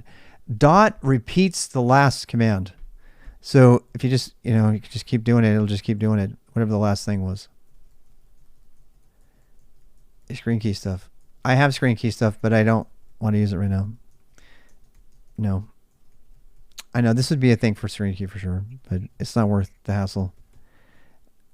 I had it at one point and it just got too distracting. Dot bang when you use the X command. Yes, thank you for that. Yes. So if it's a Vimism, it's 2 exclamation points, bang bang. But you can do exactly the same thing with colon dot bang, right? CMT, right? So let's start talking about how to make your own commands. How do you want to do that, right? You can have filters, you can have maps which transform every line. Let's say I want to count all the lines. How do I do that? Bang bracket, bang bracket, and then I'm going to type WC. Okay, I have 10 lines. And then I want to undo that. Here's one that you'll want all the time. Okay, I'm spending a lot of time on this because this is super important. Let's say we want to do some complicated math. Okay, so you have to know BC for this. People don't know BC. They don't learn it because they're like, why would I use that? I can just use a spreadsheet or something. But I'm going to tell you right now, there is a reason for you to learn BC. First of all, if you're using any kind of POSIX, it's the only way to get precision math. Bash doesn't do precision math. It does arbitrary mash, and Z Shell tries to do it. It's one of Z Shell's biggest failures. Because Z Shell tries to do it and then says it's POSIX compliant. Then people write Z Shell, write in POSIX, and all of a sudden they're encouraging them to do precision mathematics, which is horrible because regular POSIX scripts don't. And then they run their Z Shell script in production and they're off because they get truncated integer values and floats, and it's horrible. It's a disaster. Z Shell is a disaster. That's just one of the reasons. All right, so let's talk about this right now. So I want to just do some quick math. Now, first of all, you have to do scale equals 2, otherwise you don't get any kind of floats. So this is BC code. So I'm going to say scale equals 2, and I'm going to say, let's see, there's 365 days in a year. So 365 days in a year minus divided by 7. So how many weeks is that, right? Now I can run this line through BC, bang bang, BC, boom, and I have a syntax error. Of course I do. So I did undo. It's a semicolon here. Yeah. Okay. So then Either that or you can put it on a separate line. You can also do this, right? And you can go boom, boom, BC, and you get 52.14. BC is it's a language too. It's a great language. From the previous boost, yes. I did that scale thing again. I did that same exact thing last time. Yeah, you got to remember to put the scale in there. Otherwise you get bad things. Watch. Bang, bang, BC, and you'll get 52. And that's truncated division. Maybe that's what you wanted, but it's probably not. So to get that, if you want a really good scale, you can scale equals 9. Send that whole thing to the thing, BC, and then you get like your big old number there, right? So you can like do really complicated math while you're writing your blog in VI and Vim, and then you can just have it be there. If you want to include a an entire calendar, you can, right? We did this already. Actually, my cal is already broken. How about ncal? No. Damn. I don't think I installed calendar on here. That's my bad because I have a cal command that is supposed to run ncal. Sudo apt install ncal. Give me a second here. It was faster. It was definitely faster. All right, bang bang cal. Hey, look, I have a calendar now. Right? It's kind of a lame calendar, but I can inject a calendar into my code. You can inject smiley faces. You can inject anything. In fact, people do, right? I don't have any ASCII art right now. I don't think I have any ASCII art. Figgle some. No. F something. I don't have any. I usually have ASCII art to know. That one's. Oh gosh. It's trying. It's trying to do that. It's no ioctl support. Blah blah blah. I mean, it didn't do too bad. There we go. I mean, you can do anything. You can transform anything doing this. You can put, and this. So I think I beat this one to death, but you literally. Sorry for the ads. There's only 10 seconds left. I'll wait for the ad to end. I didn't see it was on. Apologize for that. It's only 30-second ads, but I apologize for that. Ad is now over. Okay, so yeah, you can do ASCII art. You can comment things. You can write code that writes code. You can do. I mean, one of my favorite is like when I was writing blogs, I would do. Was it H? What was it? H title? No, it was issue. Oh, by the way, H now. So H now gives me a nice, pretty header that's got my timestamp on it. So you want to do a blog? H now, boom, right? You want to see the source of H now? Watch me bring it in. R, which H now? Boom, there's the source dumped right there. And that's all it is. That's all it is. Just running now, whatever. So what's the source of the now command? So hell, what's that? R, which now? I'm telling you, Unix is an IDE all the way. Which now? All right, so there you go. Now you got your thing. So we're in Bash here. So let's put it. We're doing some Markdown. You already learned Markdown, but let's do it. Let's call it. This is actually POSIX, so we'll put sh there instead. What's this one about? Okay, so sh. So you can actually dump your scripts right into your blog posts. You can generate the code. You know what else you can do? You can run the code. I've done this before. I've written tutorials where I wrote some little standalone piece of code, and then I actually, while I was in the Vim session, I ran the code. I did a copy of the code, and then I ran the code and replaced it with its output, and then I was able to have a block of the code and then a block of its output without even leaving Vim. So, it's powerful. The whole notion of Unix filters is ridiculously powerful and is completely misunderstood by 90% of the people you will encounter. I keep telling young men that if it's Perl, Bash, Python scripting language isn't your thing, your other choice is to do Lisp or Emacs. Yes. So, and Emacs is people that use Emacs are doing the same sort of thing. They're just writing everything in Lisp. They pretty much made like a cult-like commitment to writing Lisp their entire life. And that's fine, I guess. That's not me. I would rather write whatever I wanted to in whatever language and then use the Unix philosophy and have everything stand on its own. Yeah. So I feel like we've beaten this thing to death. I have a feeling some of you are like, hey, can we take a break? So we're going to go ahead and take a break. And when we come back for the rest of the time until 5, we're going to jump right into bash scripting. Because as soon as you do this,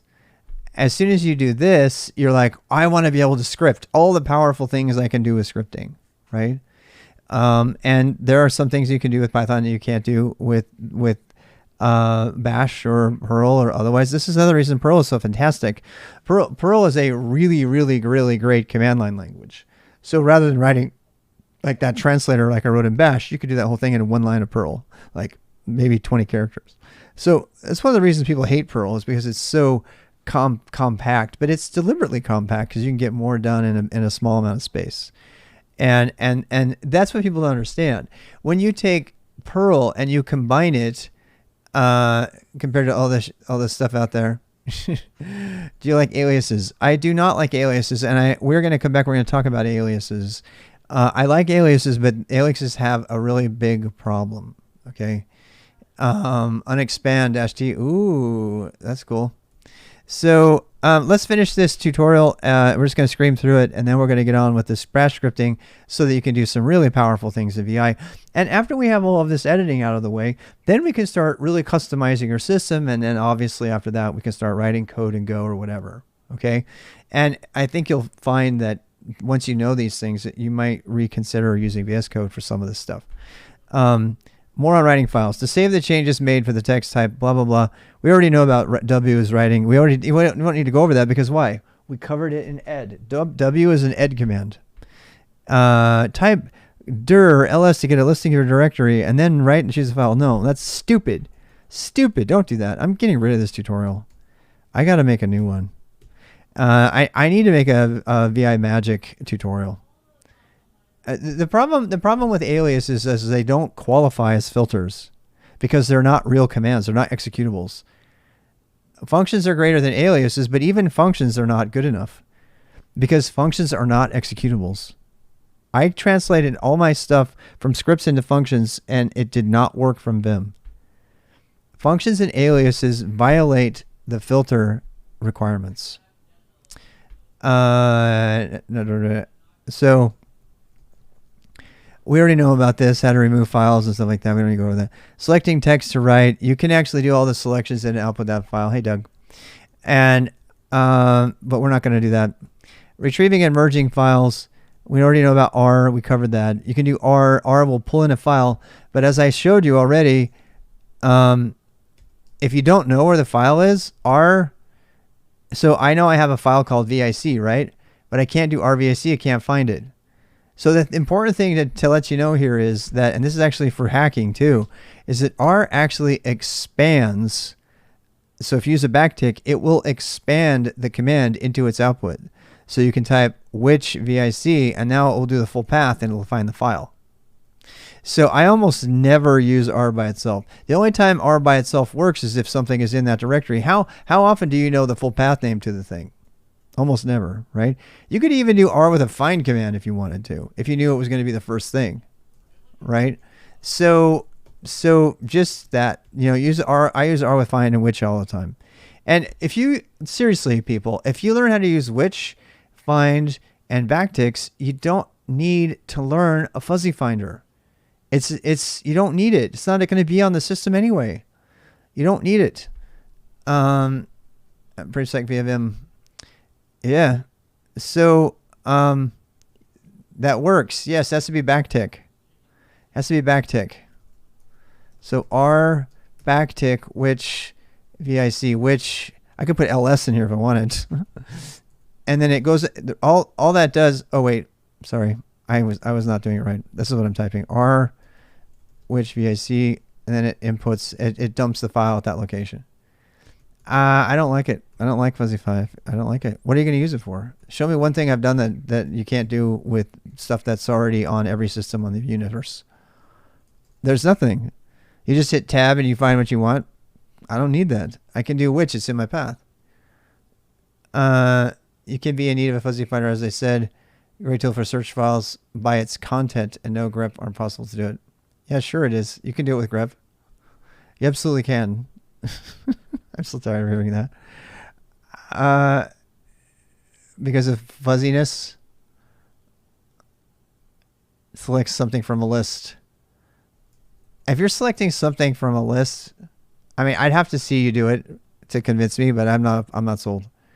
Because I know what I'm working with almost every. I'm not like futzing around for something. And if I am, I'm just going to use find to find it. So I haven't seen, I've watched a lot of people trying to use fuzzy finders, and every time they watch them, they're doing stuff they don't have to do. And that's been my take on it. If you still want to use it, that's fine. That might make me an old guy, but whatever. Mount encrypted. No. To insert the contents of a file, we're just going to grab the file. Lesson 5 summary, use the command. This doesn't even come close to summarizing this, so we're going to skip that. The open command. Oh, okay. O is a really important command I forgot about. Okay, O will open a new line after the current line. You're going to use it all the time. You want a new line after this line? O. All right. O is probably, yeah, you're going to use O. Make sure you keep O in your list. That's a really good one. Containing really long name with a bad with that by fuzzy. Why? Oh, you're typing RLW tab to find it? No way. Thank you very much. No way. You can have that. You can enjoy that. That is so stupid. No way. There's no way I'm putting it into my muscle memory. No way. There's no way I'm corrupting my muscle memory with that crap. There's no way I'm going to do that. But then what are you going to do when you got a system that doesn't have it? You're going to try to use your fuzzy finder and, oh no, I can't do anything. No, not doing it. So anyway, Black Mouse, I love you. You know I do, but maybe I don't understand. First G line opens the line above. Yes, capital O is a line above. That's just good. I don't use it as much, but I need to start. Capital O gives you a line above. I just go to the line above and then push O.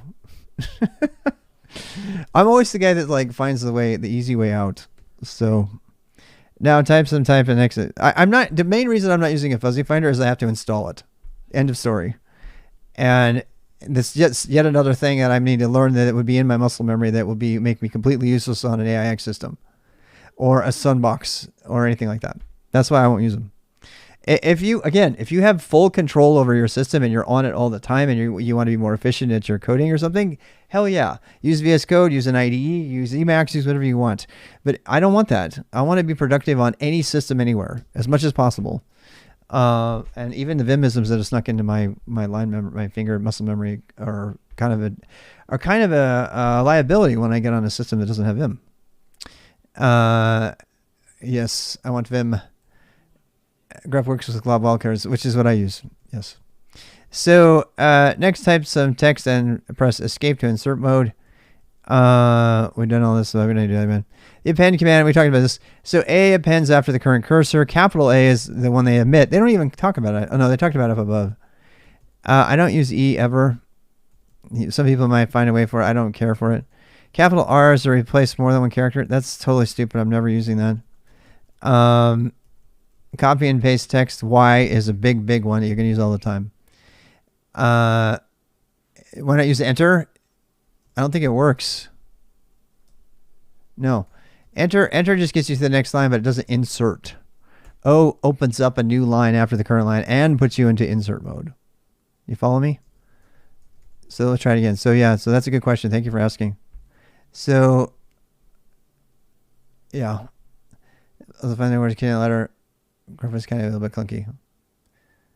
Yeah, just telling you the use cases. I think fuzzy finders are fine if you're on a system you control. I'll put it that way. Don't misunderstand. Yep. Control Shift. Why would you Control Shift C and V? I think are you trying to copy stuff? Okay, there's no copy in Vim. There's yank. YYP. 3 commands, YYP, right? And when I add after that, O. Okay, so, and copy and paste. Visual mode. Don't use visual mode. I'm just going to say, I'm looking in the camera. Okay, I'm going to zoom in. Please, for the love of God, do not use visual mode. Don't use it. Don't use the stupid V thing. You don't need it because you know how to use filters now. People are like, well, how am I going to indent everything? I'm like, no. Visual mode, this stupid like visual mode thing, which I hate. I tried it for a while. You can use it all you want. That makes perfect sense. You like a lot of shit I don't like, Mossy. It makes total sense. If you want to use it, fine. I think it's so stupid. And it's also not supported anywhere. It's not supported. It's not a basic VI thing. You might as well, it's like, I know, I'm not going to even talk about it. If you want to ruin your muscle memory, fine. That's your choice. I'm not going to talk about it. Use a filter instead. Every single thing you can do with the visual mode thing can be done with a filter. Every single thing can be done with a filter. So move the cursor to the end of the next line. Type P. So people use it for like indentation all the time, right? Here we go. Watch. I mean, you know about this, right? Which the two brackets. But if you want to indent that whole thing, I'm just going to do my CMT, which, I could have written another way and I can indent it. It's easier. It's even easier to type, and it's the same things that I always type already for other things. So look, if you want to do it, that's fine. There's so many different ways to do it. I'm not going to tell you what to do. I'm just telling you I think it's stupid. Configure Vim and all the functions for VSC. That's ridiculous. I can't believe it. Why would you do that? Cursive mode for Android. Yes. Be hell without interactive stuff. I don't agree with that, but people do. And sometimes it depends on what you're doing. I don't like it though. Visual block mode. What about visual block mode? I just did it. Can you use whatever you want? You can never use X.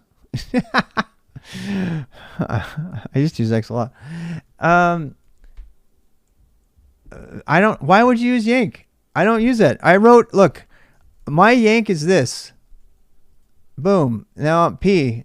It's like whips. Bang, bang, P, P, P.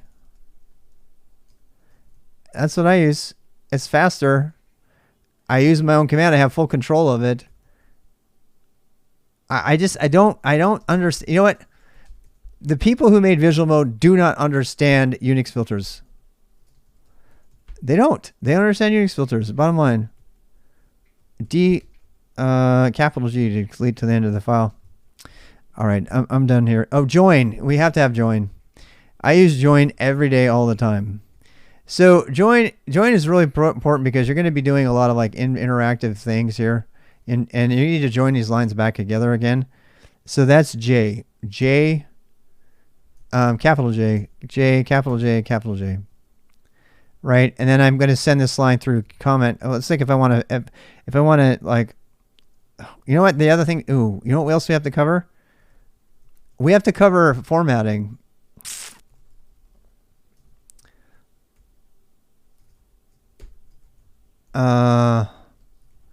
We need to cover formatting. That's not covered in here. Gosh, we got a lot to cover. 3 o'clock. We haven't covered the GW stuff at all, and it's not in the tutorial, and everybody's going to want that. We've got to cover that because that's almost impossible to do formatting without that. So we got it. So J just joins lines, capital J. But I'm glad we had that because that brings me to the next thing. Set operator. Okay, the set operator is just something from to set configuration. It has a lot of stuff in it, but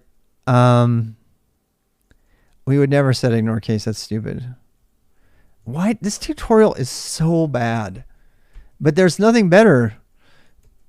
I need to make one. Remove the highlighted matches, no search, summary, seriously, I have like 25 pages of notes on what I would change differently in this tutorial because I want to make my own. I even started it. It's called VI Trainer. It was a Go program that would generate a thing like this sort of. I still want to do that because so many people are not learning this right. This is Vim Tutor, yeah. It's horrible. Vim Tutor is so bad. It's still the best thing out there, but it's still so bad. Type O to, it doesn't talk about formatting. It doesn't talk about the filter command properly. It doesn't, but it's supposed to be a tutorial. Okay, well then why did you get into that crazy ass find and replace ed command? Type O to open a line below the cursor and start in some mode. Honestly, the best way to learn Vim is to get the book. I'm gonna say that right now. It's one of the very few books that I can highly, highly recommend. And it is amazing. It's amazing. The O'Reilly Vim book is so amazing. It's really old. But you see how it's VI and Vim? It's probably got crap in it that I don't like now. But this is a book worth owning. And I don't have an affiliate link or anything like that. I just,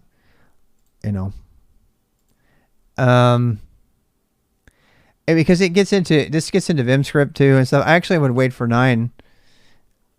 Arnold Robbins is always good. I would get this one, or I would wait for them to release one for Vim 9 if you care for Vim 9, but I don't. But yeah, this is a really great book. This is also one of those areas of technology that doesn't change very much. So you're probably safe to buy a book for that. Normally, I wouldn't recommend a book. He wrote the SKILSTAK one too. Yeah. I mean, SKILSTAK are good too, but they're usually not needed. Almost always. People use SKILSTAK and they could use Bash. We're going to get into that when we do Bash scripting. I need to eat something. It's like 3 o'clock. We have 2 more hours to go. So I'm going to take a little break here. Lesson 6 summary. We did A. E goes to the end of the word, but I never use it. Capital R enters replace mode until the escape is pressed. It's so stupid. I never use that. I mean, it's not stupid. I just don't use it. Pro book. I don't know. Back in the day, the Pro was changing so fast that it was tough to keep up. You learn Vim is the Stack Exchange. You search it up. Yeah, the problem is that Stack Exchange is filled with script kiddies who don't know anything about what they're doing. You cannot find a single thing about how to use filters properly like I just told you. I have searched high and low for someone to teach. There is a blog out there. It's called VI Wizardry or something like that. And they have this kind of cheesy approach to the whole thing, but they do cover this stuff. And the person who wrote it is clearly like, kind of a cheese ball, but like me, worse than me. So getting help, use the online help system. Vim has a comprehensive online help system to get started. This is true. The help system in VI is pretty damn good. The tutorial is a little bit overwhelming. There is a tutorial though. So yeah, help. VI tells you what to do, subject, oriented position. You know what? That's a good point. I'm glad you mentioned that. I might have to go through the help again and just do the help, period. Yeah. Do the Vim Tutor 30-minute interactive course of basic commands. It's not 30 minutes. Colon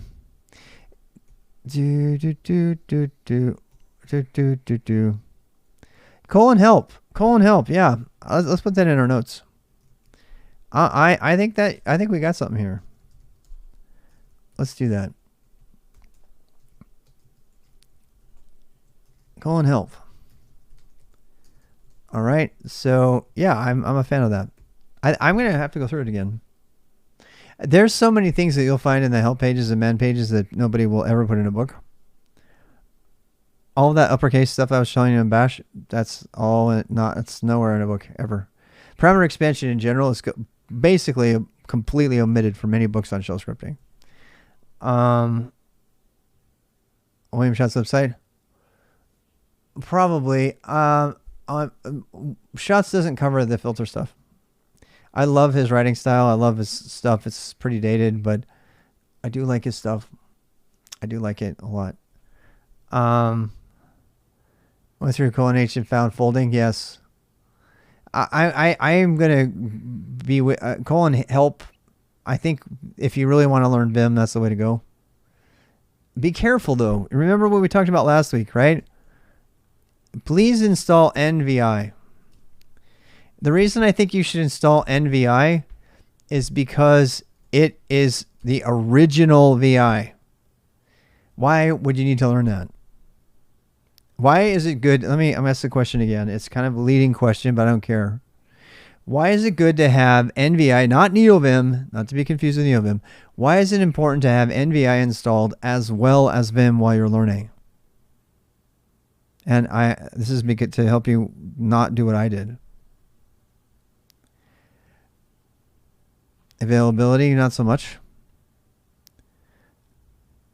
I mean, it is nice to have it, but NVI is way inferior to Vim in functionality, so why would you have it? They don't get tripped up by set a show. No, that's something you should do anyway. But yeah, set that show VI is a good reason, because VI is alias to Vim. No, not necessarily. Did K work on NVI? Okay. Kulutalk, you are on to the right answer about why you should have NVI. So I'm going to say it very slowly. The reason to install and use NVI is so that you can understand when you learn a Vimism or a NeoVimism or something that's not supported in VI. NVI, very succinctly, is 100% compatible with the VI, not Vim, that is on every Unix system, including all of BSD, Mac, AIX, Solaris, SCO, if you can find one. They're still around. There are millions of machines out there that are Unix systems that do not have Vim. Or if they do, they got Vim Tiny. And there's even more containers that don't have it. If you don't believe me, let me give you a very specific example of this, okay? One of the what's doesn't have NVI, it has Vim. I think it has a tiny Vim or something.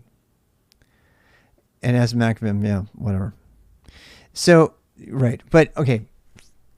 But not the one, okay. What's the number one container image used for when you want the smallest possible container image? You guys know about containers, right? We roughly talked about them. This is kind of a Alpine. All right, so let's run some Alpine, right? Docker run it Alpine --rm. I think I pushed dash. I know from scratch is the smallest. I know. I meant the Unix distro if you're going to do something. All right, so we're now running Alpine. So despite what it looks like, we're now at a root command prompt on an Alpine system. Okay, we're running Ubuntu. Alpine says it's Ubuntu anyway. Okay, and we talked about this when we talked about multi-call binaries. But if I am going to run Vim on here, not found. If I'm going to run VI on here, oh look, I got VI. By the way, this is not NVI. It's even worse. This is a module inside of the BusyBox multi-call binary. Do you think that this has, you know what this doesn't have that drives me crazy? Bang bang. Because it's a Vimism. So the point I'm trying to make has, it doesn't have VI syntax highlight, no. This implementation of VI, which is on literally billions of containers that are running Alpine in the moment. Now, when are you going to be on an Alpine container editing files? People always give me that. Well, usually I'm going to be sticking a file in there and mounting it or something, and they're right. But on occasion, when you're an operations person, you want to get right into the nitty gritty and you want to get dirty and you want to go open up a file on the system and do something or edit. And if you don't know VI, or if you want to do, like, remember I was saying that thing, right? So let's say that whole thing I was doing like this, right? So let's say I want to take this line and I want to run the shell command and replace it with itself, right? So let's actually try it. Let's say that. Let's do because there is bash on here. No, this is Alpine, so it has shell only, SZ shell only. There's no bash on here because there's no GPL3. So what would it be for I in this one? We'd have to use sequence in. I'm flying from the hip here, so bear with me. Do echo I done.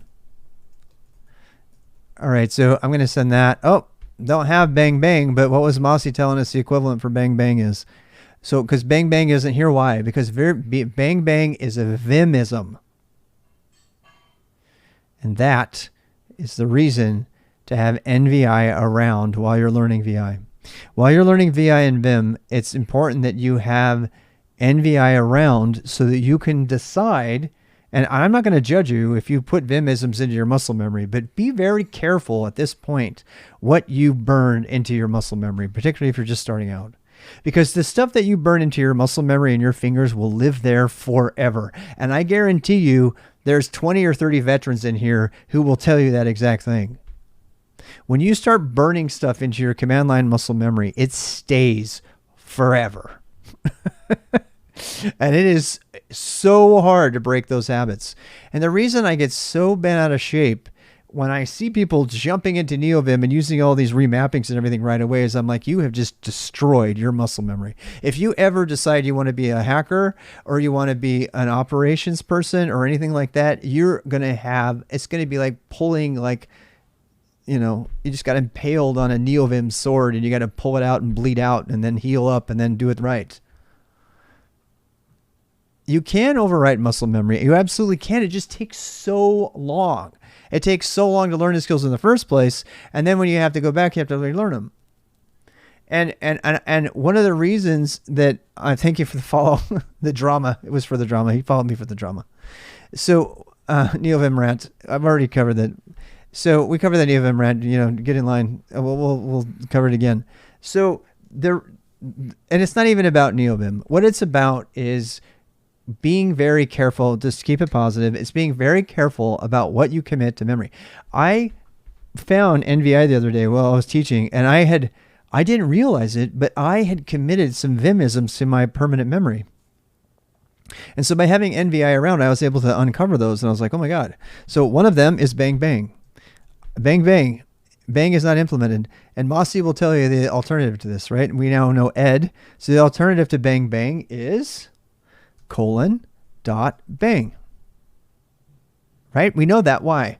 We know that because when we were watching Vim help us out with the bang bang, which is a Vimism, the Vimism would print down in the bottom left-hand corner. It would show us exactly what the equivalent was.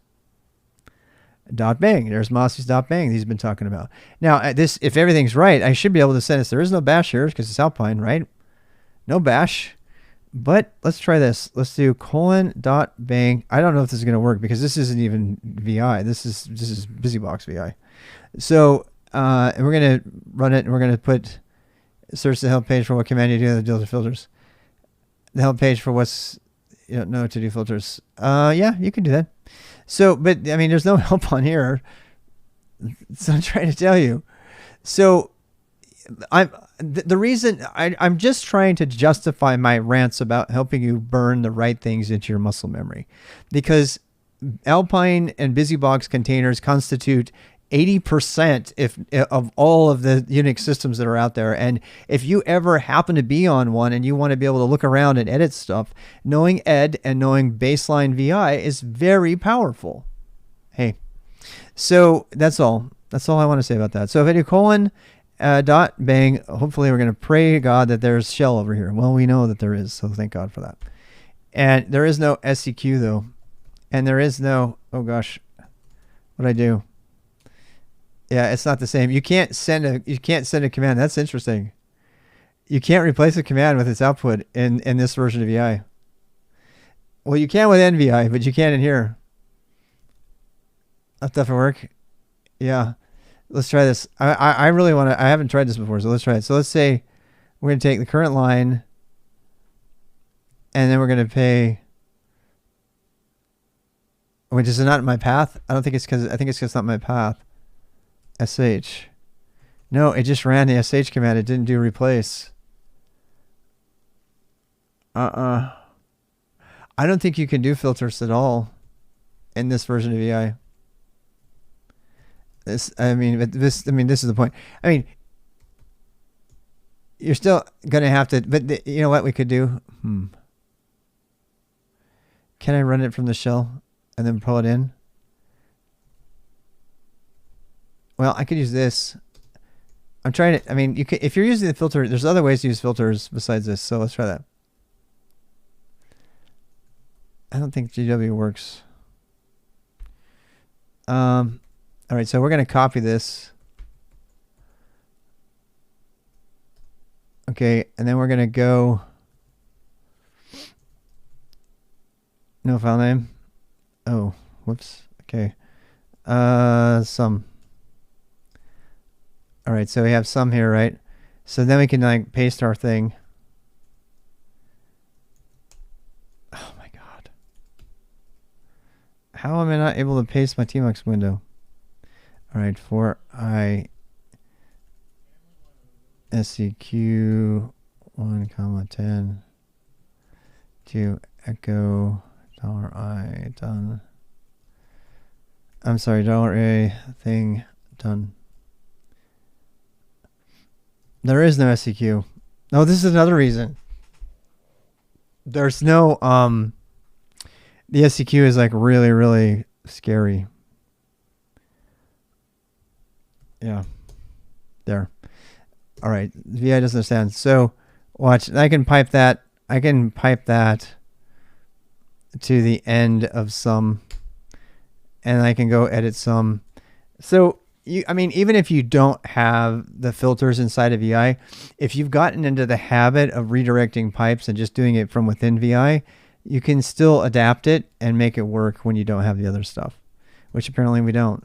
I wanted to make this run and replace it, but it doesn't even know the ed command, which is disturbing, actually. That is actually running the remote shell, and then when I exit, it's going back to the code, but it's not actually sending it to there. You know what I mean? Let's try this. Let's do, let's try, you don't need to do, no, you can do that. Let's do this. Let's say let's do echo something. I want to see if this even works. Nope, it doesn't. Nikes. Does the ed command do the same thing on here? This is, I told you Alpine is like, BusyBox is really small. It's because, yeah, I don't know. I don't even think it has it, because it's like, it's not even a full version of VI. It's so small. So the reason to have NVI and a container around is to make sure that you're learning things. Look, obviously I'm okay with burning. BusyBox isn't perfect. This is BusyBox. We're on BusyBox right now, by the way. Alpine is BusyBox. So, so if we do, I think, this has got me curious. I'm sorry we're going over, but this is so super interesting to me. So if we have, by the way, this is another reason to run, containers Docker thing, or I could have done it with a VM. What I want to know is if ed can do it. I want to know how good the ed is. We did ed the other day, but I want to see if ed is as good as the ed is on Linux that we use. Could it bloat features? It did. But it also removed compatibility like we just saw. So it is good for the most part. Bonsai that I made is based on BusyBox. It just uses Go for everything. So, I mean, not based on it, but we were doing ed the other day. Line number 18 does not exist. How about we do 1? P. N. N is an unimplemented ed command. I beg to differ. You could use bash just like bash. But neither is this. What am I doing wrong, everybody? 2N. 1N. 2, 3, 4. All right, so let's do it doesn't have N. Ed doesn't have the N command. Holy cow. BusyBox ed is not even got all of ed in it. That's why we can't do the replace, because it's trying to use it and we can't, there's no R. Yeah. Watch. I can do 2 colon date. It doesn't have it. It doesn't. It does not have exclamation. It doesn't support it. Wow. This is a revelation to me. Uh-huh. So yeah, it's the slimmest possible runtime by humans. I know. It fits on a 1.5 megabyte floppy disk. So they dropped a lot of stuff. Okay, so the whole reason I went down this tangent, by the way, is because I wanted to answer a question. Why learn NVI? Why put NVI on your system? The same reason that you might want to mess around with Alpine, even though I think Alpine is way... I mean, it's more likely you're going to run into a system that's running NVI than it is, editing anything on a container in Alpine, because that stuff is usually, you're usually not editing. I told you, there's like the outside edge cases where you're like working on running pods or containers or something, and you need to get in there and do something. But it's very unusual. What is more usual is you're going to be working for a generic operations team, or you're going to have hacked into a Unix Solaris system, or a Silicon Graphics or AIX or any of these systems. There's still a ton of AIX systems out there. People are still selling new AIX releases. You might think that it's all Linux out there, and it's largely true, but so you would learn NVI to make sure that like bang bang doesn't work, right? But what does work, right? I have a feeling, oh God, I hope this is true, that if I do, we'll put the date command here, right? So if I do : and send that to bash, I should be able to run the program and get the output. And that makes me feel much better, because NVI is the standard editor on all BSD. On all BSD systems, BSD Unix. Yep. So there we go. Yeah, some of you might have to take a break or turn this off or whatever. I understand. I'm kind of long-winded. I myself am going to take a break, and then we have another hour and 40 minutes before we have to break at 5 o'clock, and we'll do some other stuff. So I feel like we've beaten this to death.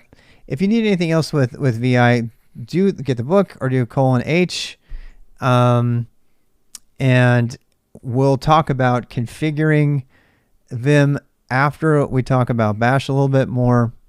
And we're also going to talk about how to configure Bash. Now that we have editing skills, we can start to get into the configuration of your shell and that kind of thing.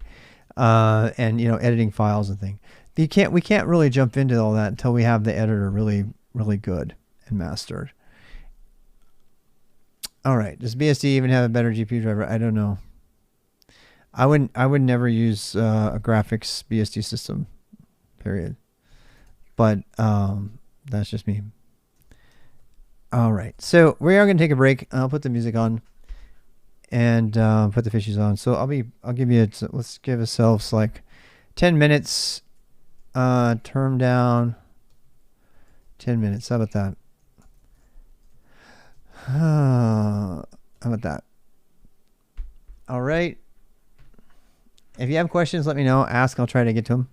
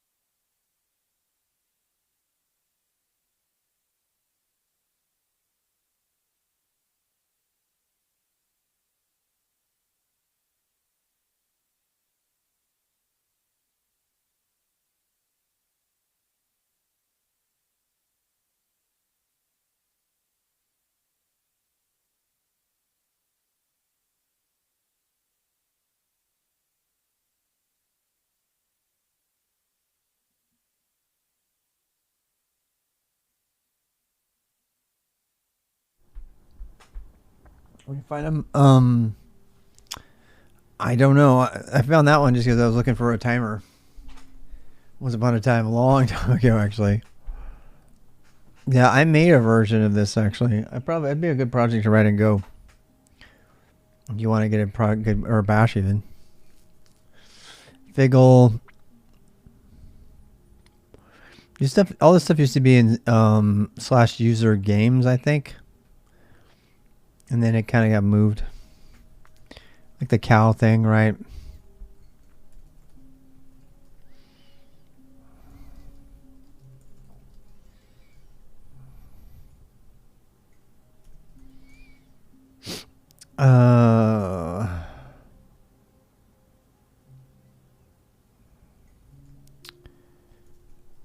Cow say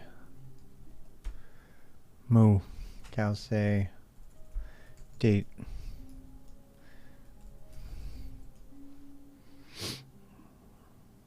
There you go. I have a lolcat.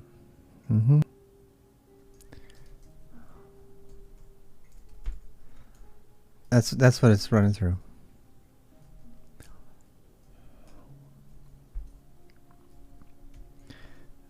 For, let's see, while true, do, sleep, one, done.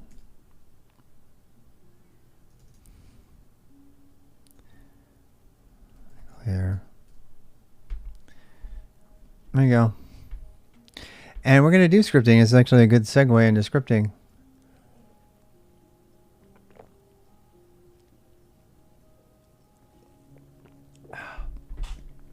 "47 seconds.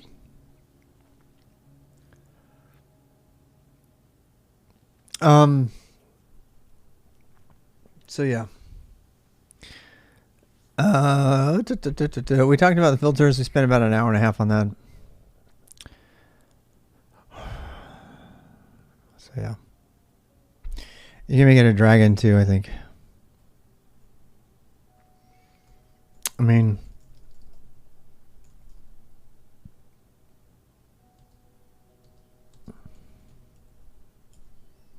can't remember where the dragon is. Oh, it's there's a cow think.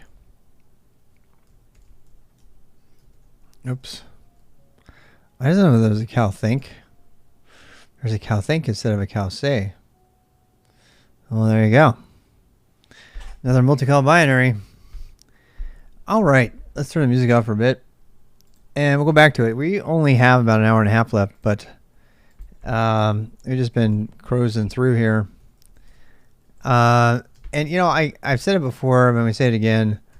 I really appreciate this more open format for what we're talking about. There's less structure and everything. That might not be what everybody wants. If there's one takeaway about the VI thing before we leave it, it's make sure you read, you know, VI Magic, you learn about it, and you understand the Unix philosophy and Unix filters before you move on. And then do whatever you want. If you want to learn Unix or Emacs or everything like that, it's totally fine. And yeah, if you do like this format, please let me know, because it is new. We haven't gone into this much detail ever in the boots, and it's taking us longer to get through stuff for sure. But I believe it'll be. I mean, at the current pace, we probably won't even get to go programming until September, October, probably. But that's fine. That's fine. If we have to do an annual rotation, it's fine. There's really no rush here, and it's more important that you learn it. So, and that you learn it right, first off. And I talked about that a lot last time. I got a little bit grumpy because so many people are so willing to tell you what to do and to tell you that you should be them and do what they tell you to do. And I'm not telling you that. I'm telling you to make sure you understand things before and that you learn them yourself. And maybe, you know, go to the man pages, go to the books, and ask people that have been around a while what they're doing, and not trust, you know, a 20-something on.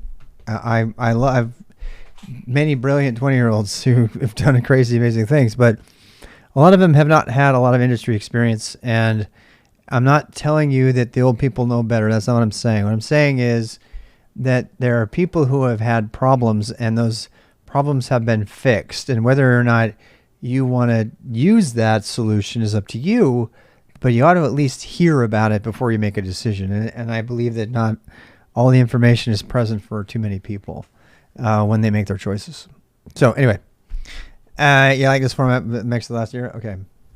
So let's learn from somebody else's mistakes. That's what I'm saying. And I was saying, do what the old guy says. There are plenty of new things that I have learned from the stream. By the way, one of the great things that an old geezer like me can get from streaming is all the amazing things. I mean, I learned about CC in the stream today.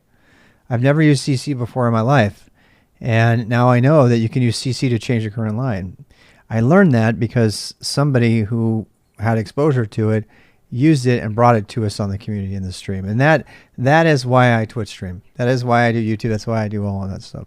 Because selfishly, I'm learning just as much as I'm sharing. So, and that's how you learn. That's community learning. That's the way learning should happen. That's what humans have been doing, learning since the beginning of time. And I'm going to move on now. All right, let's do something else. Let's do some shell scripting.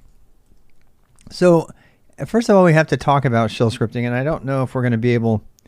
We're going to definitely have to script next week, which is fine. This is a nice lead in to what we're going to be doing for probably the entire day. I want to deliver. I want to dedicate an entire day, i.e. 1 to 5, to nothing more than scripting. And some people would say that is not enough time to cover Bash. And excuse me, that is true. There's a lot there to cover. If you look at the man page, man bash, what is Bash, right? So Bash is the shell. We'll talk about that in a second. But if you just look at how many lines this thing is, this is the default shell. This is the manual for GNU Bash, and it is 6,418 lines long. And I don't know if you saw, I did it on purpose because it's like so long. There's so much here to know. This is the default shell. It's also well known. It's usually derided as being too bloated. And there's very few people know all of it.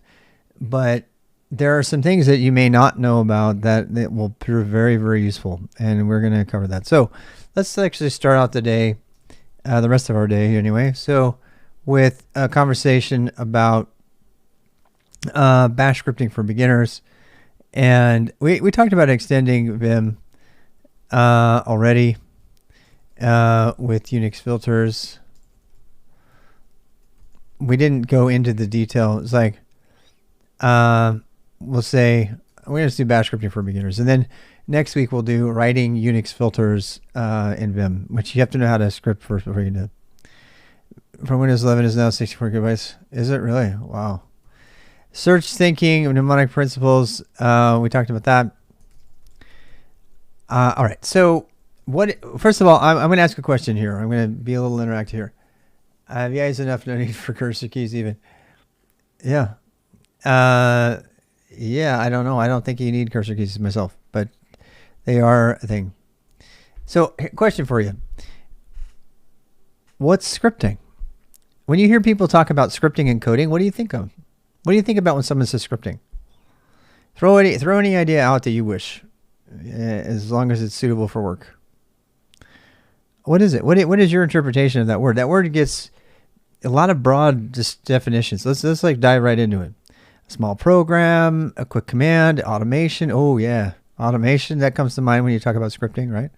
Interpreter. Ooh, okay. Smaller utility program. Okay. These are all really good. Making a small bit of code that does things differently. Okay, cool. Let me ask you another question. What's the difference between scripting and coding, if any? A set of commands that run together. Ooh, that's getting nice. That's a good one too.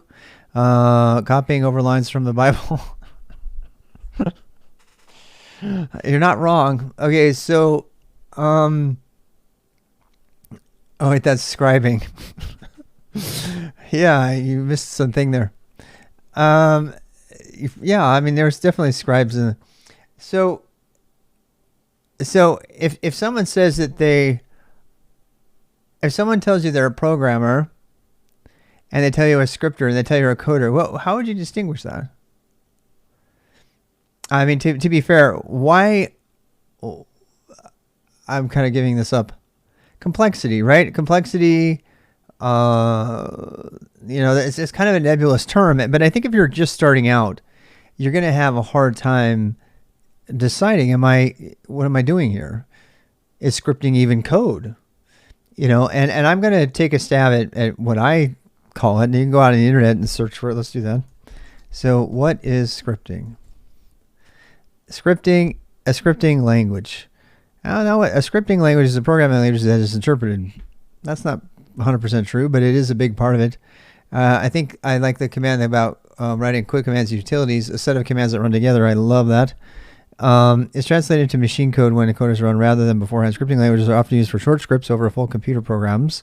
JavaScript, Python, and Ruby are all examples of scripting languages. Bashes as well. You may be surprised to learn that. Blah blah blah blah. Okay, so we have an ad going on, so I'm gonna have to wait a little bit. We got 20 seconds left. Scripting equals more sysadmin related tasks. I tend to think that too, but if I were to force myself to be honest with that, it's not, because there's people who write scripts to do. So for example, Sushi Dragon, one of the biggest IRL Twitch streamers, the other day, the Twitch stream, he was doing all kinds of amazing transitions and live editing and everything. It's all amazing, and it's all been scripted, right? It's all been written as scripts, Lua scripts, other kinds of scripts, whatever scripts, all scripts. And so the scripts really are a bunch of commands that are brought together. And I think that there's this definition on the screen here does pinpoint probably the central trait that all scripting has in common. Scripting plugins for OBS, yes. Writing scripts that make a bot, Twitch bot. So scripting almost always is like writing a macro, or like causing things that already exist in other more serious programming languages and binaries and stuff to do something together. So scripting is the glue. Perl used to be called the duct tape of the internet because it pulls together all the other stuff. So scripting is generally there to make other things do things really quickly. The characteristics of scripting generally are it's very easy to write, it's very powerful, and it's meant to be written anywhere and executed really quickly. So it follows then that when you log into a computer and you get a shell, we talked about that before, but a shell is a scripting language. And if you look at Etsy password, you'll see your entry in here. And it will tell you what your shell is. And you could make Python your shell. You can make Perl your shell. It'd be a pain in the butt. You can make Z shell your shell. Bash is your shell. So what is the shell and what is scripting? So scripting is the use primarily of an interpreted language. So we now have to get into a little bit of computer science stuff before we can go on and start our shell scripting. I know you want to just get coding, but I really want you to understand this, and I will promise not to do too much of it. But you've got to understand the difference between compiled code and interpreted code and all of that entails. There's a lot of stuff there. And I'm going to preface this by telling you that the reason that the boost in 2022 is going to do Bash and Go is primarily to draw the distinction. Now, those are two languages that are really easy to get into. They may not be your favorite languages. That's fine. Some people suggest C. C is not an easy language to get into safely. But Go definitely is. Rust is a safe language that's not easy to get into. So that's why we're going to go with Go. If you want to go on to those other languages, fine. But for the boost, the reason that we're focusing on Bash and not Z shell, first of all, is that Bash is the standard Linux shell on pretty much every Linux system on the planet, except for Alpine distros. So that's why it's the most important one for you to learn, because it's going to be the most common one you're going to run into. It also is the most powerful shell by far. It's the most powerful Unix-based POSIX-like shell. Has the most support for writing it safely with shell check, which we'll get into, and it's just overwhelmingly a great language. Bash is by far my favorite language. because I can just write it so quickly and get stuff done so fast. I used to like Perl for the same reasons. Perl is also an interpreted shell language, but you can't run a shell in it. It's mostly just an interpreted language. So, you know, you got scripting, and then you got, well, what's the difference between a shell? So why Bash instead of Python? Well, Python and Perl were written, it's more about what they were written for. They were written to create, you know, really fast, small, lightweight applications that glue things together. That's what they were made for. Bash and Z Shell and POSIX and TC Shell and all that, they were made to run interactively, primarily from a user to interact with them. And yes, you can make scripts with them, but it's primarily to increase your how easily you interact with the thing.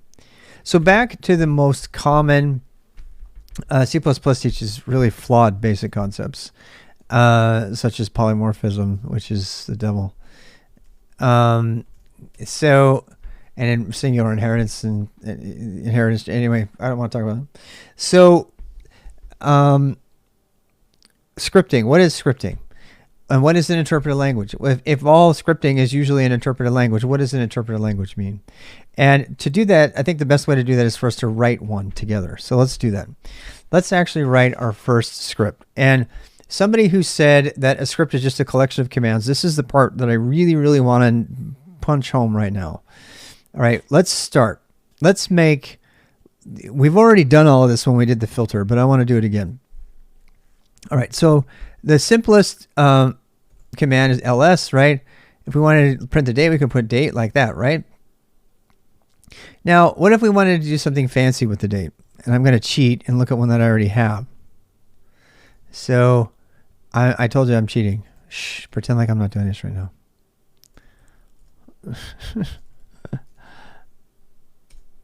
Oh wait, why didn't it work? Why didn't it work?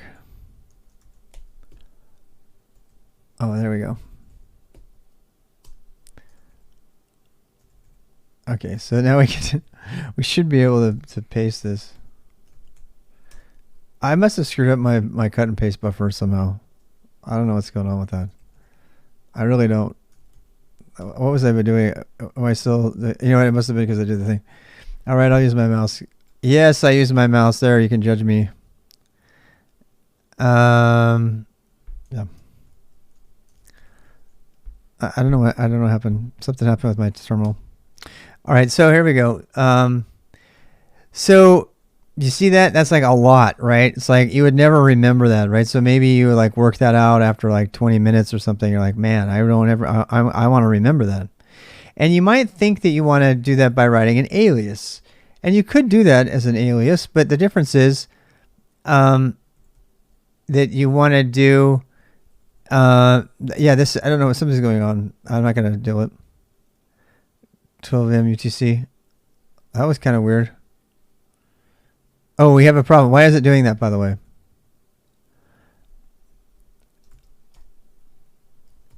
It's doing it because, all right, so you might say this. Okay, so this is actually really good. I want to use a practical example here. So let's say you just want a fancy date and you want to put it in your VI using a filter, now that you know what those are. So you run this big fancy date command, right?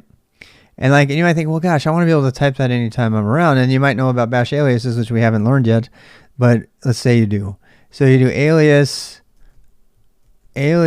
equals, and we'll do a single quote, all of that, right? Alias. I think it's like that. Is it not? No, it's not. It's happy date. How about that? I don't remember. Okay, here we go. Happy date. So happy date does the same thing. Okay, right? Let me show you what's wrong with aliases when you use them as Unix filters. Can I send happy date to WC? Yes. Can I send happy date and give it a line number or whatever I might want to do? Yes, I can do all of that. But what can I not do? Even if I put it in the bashrc file, if I'm editing a file and I want to run happy date, and I'm going to say I want to do bang bang happy date, there's an alias defined and it's just not working. Why? Because it's not an executable. And that is the main takeaway from that. So now I can make it into a function, which we don't know about yet. I'll tell you about that later. There's a way to make it into a function. But so the point I'm trying to make is you want to be able to use happy date in other places. You want to be able to have it be in a script that you can actually run it, right? So what would you do? Expanded view mnemonics. I don't know about that. So we have happy date, right? The happy date is just an alias. And so I'm actually going to unset the alias right now because I don't want it to be in the way. If you don't know what something is, by the way, you can do type happy date and it will show you. So happy date is alias to blah, blah, blah. I thought it was it's unalias, right? We're going to unalias. These are commands you don't know yet. I mean, these are all in the bash thing, but one thing at a time. So now I type happy date and nothing, right? Can't find it. But let's take that exact code and let's make a script out of it, right? So we're going to put that in a file. Remember, we know VI now. This is why we learned VI. So we're going to open a file. We're going to call the file happy date. And we're going to put that exact same command in here. Right? There's our command. All right. So now we have a file. And believe me, I'm going to come back to the interpreted scripting thing. I'm going to make a point here. So now we have a file. It looks like a regular old text file. In fact, if I run file on it, which we already covered, you can do ASCII text. That doesn't look like the kind of thing that I can run. Well, we know from earlier conversations that I can do /happydate and run it. But maybe I can't. So the first thing you have to do is, now, here's something interesting. So, what? This isn't Vim right now, no. It was. So we have happy date. So /happydate is not running, right? It's not running. Why not? And we talked about this on a few days back, a few weeks back. It's missing executable permissions. Yeah. So it's not runnable. It's not executable. So we need to do schmocks. By the way, schmocks. My schmocks is an alias. People wonder this all the time because I hate typing the +x. I type it so much. So schmod +x, happy date, and now it's red and ls-l. Now, why did I do +x? You notice how it added the x. This is kind of a review, but notice how it added x to all three of them, right? And instead of just the first. If I wanted to add, just as a matter of review and a quiz, if I wanted to only add executable permissions for myself and leave it readable for everybody else, what would I have done instead?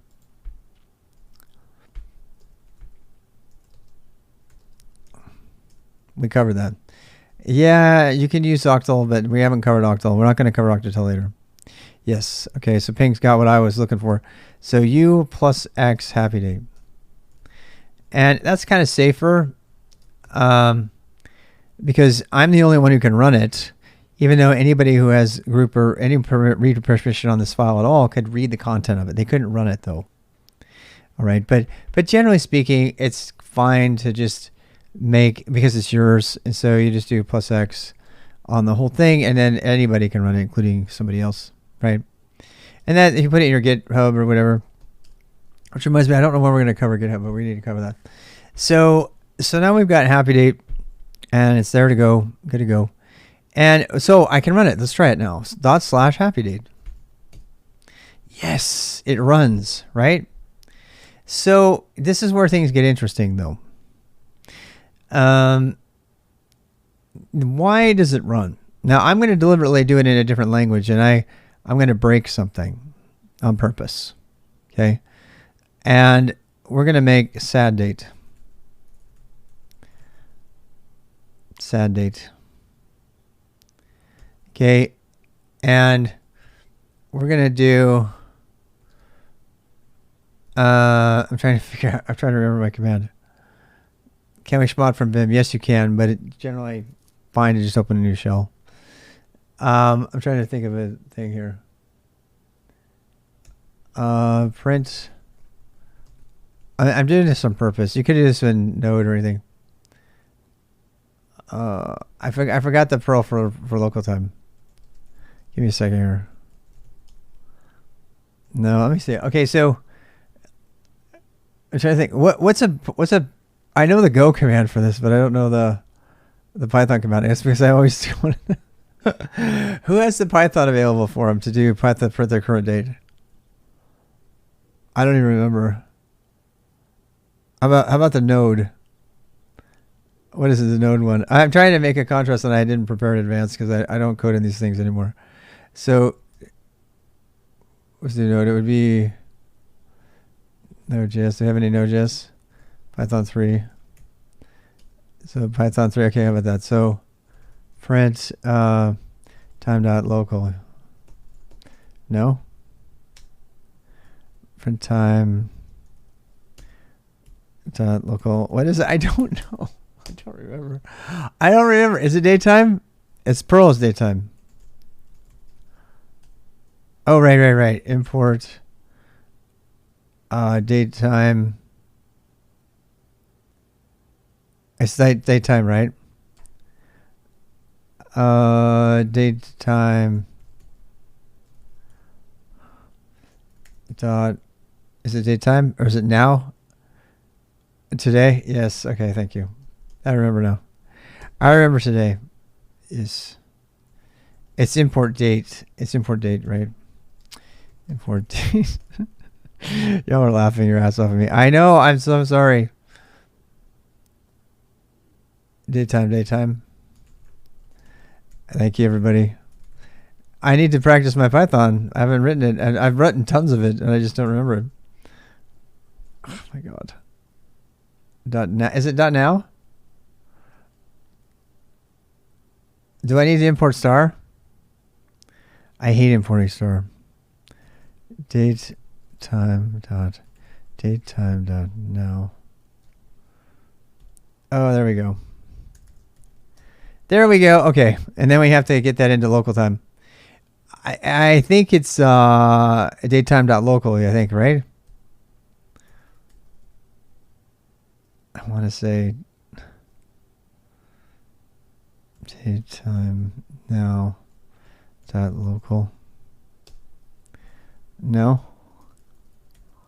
What is it? I know there's a way to do it. Is it now? It's today. It's today.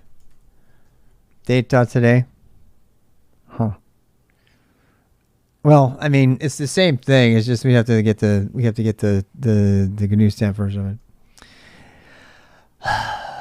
What I'm trying to do is create another program that prints something else that's like in a different language. So because I'm trying to make a point. So if we did, I mean, okay, so this actually is valid Python. So let's put that in a program. What format you want? I just want it to be local time. Yeah.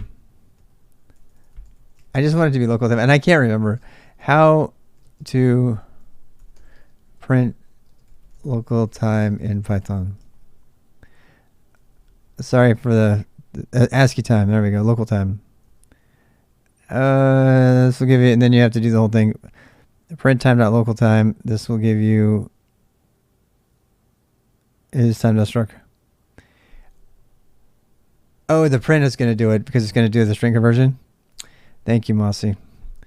All right, let's try that. So actually, let's go ahead and put it in the program. Okay, so sad date. Schmuck sad date, which is just bad dates. Sad date. Okay, so I'm making a point, I promise.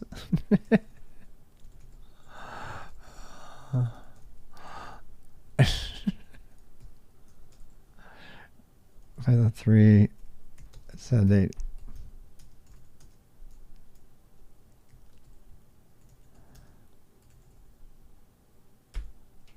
Dang it. Freeform tutorial, exactly. Do I have to import datetime? I do, don't I?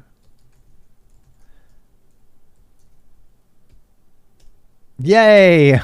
Okay. Shoo! Wow, is my Python rusty? I can do it. I've written thousands of lines of Python in my life. Still makes me rusty. Because date bash. I've been doing Go. It goes way easier. Scripting jazz. What? I know, live demo. All right, so why on earth would I do that? Right? I don't know if you saw, but I kind of gave away one of the hints here. You remember how happy date works? Why does it work? It works, right? But sad date's executable, right? No.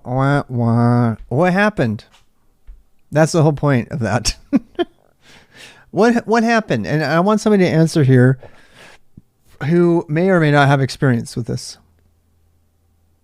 Can anybody who does not automatically know the answer because they've been doing this for 20 years, does anybody here know or have a guess as to why Happy Date worked when I took the command from the command line and ran it, and why the Python one didn't work? It's pretty obvious. I don't mean to over melodramatize the thing. Why is it so? Because the default interpreter is bash. Good. That's perfect. And what that means is that the computer, when you run a command, when you type in a command, date, it works, right? Just to give you a condition of that, even if I were to type like import date time, is that going to work? No, it's not. It's like, I have no idea what you're going to do there. I'm going to try to help you. You probably want to install some of the stuff over here. There's a command called import, but it's not what we want, right? The reason for that is because, yes. Okay, so if we're going to make it work, let's use Mossy as an example. We're going to put Python 3 in front of it. And what is Python 3? What is the strict definition of Python 3? You know it's a language by now, probably. But what is it? What is it? What's a command you can use to actually see what a thing is? You already know a command. Another quiz. What's a command you can use to see what type of thing on the file system is? Man, it would tell you about the thing. File Python 3. Okay, let's try file Python 3. You're on the right track for sure, but it doesn't know where Python 3 is. What is a command that shows me where my Python 3 is? Yeah, let's do type Python 3. Look at that. Ooh, Python is hashed to this other thing. Okay. Well, what is that? All right, so we do which Python 3, right? That gives us that. How about this? What if we did file backtick which Python 3? Okay, we could type it on if we wanted to, but we're lazy. Ooh, Python 3 is a symbolic link. ls-l user bin Python 3. These are all things you know already. It's a symbolic link. Well, what the hell is Python 3.10? All right, ls-l user bin Python 3.10. Wow, it's owned by root. That's pretty scary. All right, it's 5.7 megabytes. April 2nd, it got installed. User bin Python 3. Okay, well, we see with the permissions. Let's run. What kind of file is it? Let's try that file command. Aha. Let's contrast that to the program we tried to run. Right? The Python we tried to run, sad day. Oops. Oh, whoops. Sad date.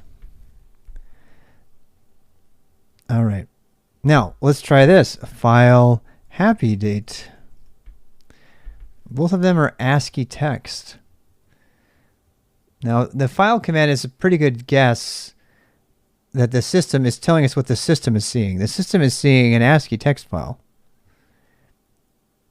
I have a question for you. Is an ASCII text file a program? It's a little bit of a trick question. Is an ASCII text file a program? Can be, right? Under what conditions does an ASCII text file become a program? An ASCII text file can be a program. It can contain the source code of a program, but itself, it is not a program in the true sense. It's not an executable. And this is where I usually cue the C3PO thing. So I'm going to just save you the cheese. I usually put in a cheesy thing here where we talk about C3PO. What is C3PO? Guys, I know even if you hate Star Wars because it's like a Gen X thing, C3PO. What is C3PO? He's a droid. What's his job? Yes, yes, you're onto the thing. We're gonna get there with your asking. That's exactly right, MM. So, what's C3PO's job? Do I need to play it? I usually do, because the mnemonic devices and stuff. Comic relief. He's a human protocol droid. He's the plucky comic relief, right? Yes. Do you know Bachi? Why, yes, sir. I'm fluent in over 39,000. Thank you. Thanks. He's an interpreter. He's a protocol droid. What's a protocol? What's a protocol?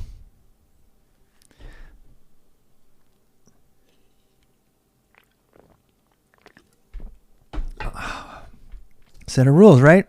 What is protocol? Protocol, network protocol. Ooh, there's a word that we weren't expecting, right? The meaning of protocol is the original draft, minute, or record of a document or transaction. It's actually much more than that. How do you use protocol? There's lots of definitions of protocol. In the computer world, protocol is a standard, blah, blah, blah, blah, blah. I'm going to cut to the chase and tell you. Not the computer definition. Anybody ever go see the Queen of England? Probably not, right? But if you go see the Queen of England, there's a bunch of protocol you have to go through. Everybody played Witcher 2? Witcher 3? Raise your hand if you've played Witcher 3 before. If you play Witcher 3, what does the Witcher do? What does the Witcher... These are all mnemonic devices. They're deliberate. All these side stories, because they're going to help you remember it. So, if you play Witcher 3 and you're like... There's a scene where he has to shave... The first time he has to shave his beard after he finds Yen. And then he has to go before the king, right? And if you do it wrong, you can choose to be like a rebel and all that stuff. But there's the servant there's a serf guy servant, and he's like all about teaching you the proper protocol. And you have to like put your hand down below. And if you get the protocol wrong, you can't pass. That's protocol. Protocol is a set of steps or rules that people agree to. It can be whether you're going to come before the queen. It can be because they want to communicate with another system, and so you want to say, hi there, sendmail system, and then someone says, hey, how are you? It says, I have an email. He's like, okay, send it to me. And that's literally the interaction with sendmail SMTP. It's pretty interesting. It's very user friendly. And if your name's not in the list, you're not coming in. No. So the point I'm trying to make is protocols and communications and all these things. So C3PO is an interpreter, right? Above everything else, he's an interpreter who can take one system and communicate to another one. By the way, just for fun, what is R2-D2? He's a droid, but what kind of droid? Has a different purpose, right? Trust me, this is worth it. You're going to learn. This is going to help you remember this stuff, right? So C3PO, hey, lazy. C3PO is what? C3PO is an interpreted droid. What's Astro Droid? It's really funny to me that everybody can talk to R2-D2. They understand exactly what he's saying. Like, when did you pick it up? When did you pick up, like, Astro Droid? He speaks a language that nobody understands except for, strangely, the main heroes of the thing and C3PO. Other than that, he's just talking to equipment all the time, right? His job is not to communicate. So the only thing that, other than for comic purposes, I imagine, the fact that the main characters can talk to him, only the protocol droids can talk to him, right? They need an interpreter, and that's what I'm getting at. You need an interpreter for this stuff. You need something that says, I want to talk to the computer. What happens if you don't want an interpreter? Can anybody think of some programs that don't need to be interpreted? LS. Let's look at LS, right? What kind of file is LS? File. We know what LS is, right? Just list the files. Which LS? File. Look at this. Look at this. The LS program is the same as Python 3. Oh, well, not, symbolic link. We talked about that, but ooh, they're both ELF binaries. What the hell is an ELF binary? All right, so here's something crazy. You might not want to try this, but it's a great, if you want to, you can go for it. You can actually open the ELF binary. There you go. Be careful not to save anything right here. You can't because you're not root, so you're fine. But this here, that doesn't look very human friendly, right? Try that in VS Code, by the way. Yeah, you can actually edit the binary data in a file with VI. You have no idea what you're editing, but it's all there. In fact, some of it might look a little bit like actual stuff you might recognize. In fact, there's a command for this.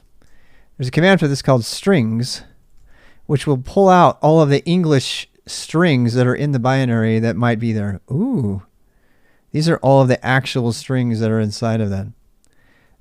A formatter extension, you totally could actually change it. Yeah, so these are all the little bits of English and stuff that are actually in there. And this is a great way to find people who are really stupid, who like compile passwords into their programs because they think that they're going to be safe. I use the word compile there, and that's the difference here. In order for your computer to run anything, it has to be compiled into machine code. And there's going to be somebody out there who's going to say, but I can run this as ASCII text. And I'm like, that's not the thing running. No. In fact, if you do a PS here, PS to see all the things running on your computer, right? AUX or whatever. You see all these things that are running, right? Let's do another one. Let's do PS3. Do I have it on here? All right, so here's all the stuff running on the system, right? And if you look carefully, even when you're running a program, so let's just try one. Okay, so let's make a program that loops forever, right? You don't know this yet, but pretend like you do. All true, do, sleep one, done. All right, so I'm just going to run this. Happy date, and it's just going to keep printing the time, right? Okay, so let's run a PS3 and see what we can find, right? And we'll just look at the whole thing, and we'll go through it, and let's see if we can find something that says happy. And there's nothing. There's nothing. Remember, more, by the way, searching more and less is with a slash the same as VI. So I'm looking for anything that says happy. There's no happy. Well, let's think about this again. I'm running the bash shell, so maybe there's bash in there somewhere. And so I'm gonna let's look for something that says bash. Ah, here we go. Ooh, this looks interesting. So here's an SSH daemon that's running. Sound familiar? Something we use to connect in, right? And then another one that's running, and then another one that's running, and then that is running bash, which is running a tmux client. Okay, well that's kind of cool. What else we got? Ooh, down here, tmux server is running bash, and then we have a bash here. It's running blank plain and sleep. That may or may not be this area over here, right? It is. And let's keep going. Oh, hey, look, we got other stuff running here. We got tmux is running, and then we have bash running. We have bash running. We have a sleep that's running, and then I have me running less right now, right? And if we do this fast enough, we can see that. So what I want to know is why doesn't it say happy date? It doesn't say happy date, right? Let's try something else. The VS3 is a good one. Yeah, let's try fishies. All right, so now I'm running fishies. What's on the? Let's see if there's any fishies. PSAUX. PS is for listing all the processes on a file system, and we haven't gotten into a lot of that yet, but I don't know the proper time and place for it, but we will. That's more of a hacker thing. But it's definitely important that you know that. So let's look at all that. Let's look and see if there's any fishies running. Is there any fishies running? Oh, there's a fishies. What? There's a fishies running. Look. Perl, home, RWX raw, blah, blah, blah, fishies. But what is running? This is the point I'm trying to make. What is running? Not the fishies text file. No, because that's just text. It's just ASCII text. What is actually running? What is actually the computer put into its brain and is actually running right now? Well, given a processing Perl. And what is Perl? Well, it's no coincidence that Perl, which Perl? Oh, hey, look at that. Another ELF binary. If I VI this, what am I going to get? Okay, so the lesson that we're learned here, nothing on your computer runs unless it's compiled into machine code. Nothing runs. People say that, and if that's, I'm being pedantic on purpose. Nothing ever enters your computer memory in a way that it can be running as a process unless it has been compiled into machine code. And compiled means that someone took a program, and this is where programs differ from scripts. All right, so pay attention. This is super important. Okay, the difference between a script and a compiled program, and usually people will use the word program and script, even though technically a script is a program, is that a program almost always has been compiled. When people use the word program, they usually mean one that's been compiled. Not always. People will say Python programming and they'll say Perl programming all the time, right? But for our purposes, we're going to use the idea of a program as being a they can call it a compiled executable, whatever you want to say. If you want to get really long-winded, you could say it's a compiled binary, right? So the only thing that runs on a system is compiled binaries. They're the only things that run. And raise your hand, name some languages that are compiled binaries. Name some languages that create compiled binaries. In other words, compiled languages. Now, the compiled language is actually a total misnomer, and I'm going to tell you why in a second. Go is one. What's some other ones? What are some other languages that are compiled? C is compiled. C is the first language. C++, Go, Rust, Java. Java is a crazy one, isn't it? We're going to talk about Java in a bit. Assembly is compiled. COBOL, I think so. Yeah. All right. So y'all got some good ones there, and I think that's plenty to go with. So now, there are some languages like Java that are both compiled. They're both compiled. The TypeScript is actually transpiled. That's different. So it's tricky. Transpiled, that's a different one. But anytime you hear people talking about languages, this conversation about scripting is gonna inform you about, so you can talk like intelligently about what's going on. All right. So when someone says, "What's the best thing about Rust?" Well, it's a compiled language. It's really fast. Now you know what that means, right? If you make a language in Go, so let me give you a sense of this. So VIC, let me take you into my Z monolith binary, right? So here's the Go code for my C monolith binary. It's got a lot of imports and main flags, stuff, all stuff we're going to learn. But it's text, right? Can I run it? No. If I try to do /main.go, can I run it? No, permission denied. Even if I schmod it, it won't run, right? Has no idea what to do with it. But I can compile it, and I have compiled it. And if you want to see the compiled version, I'm going to do it really quick just as a point here. So let's do, watch it not compile. Go install.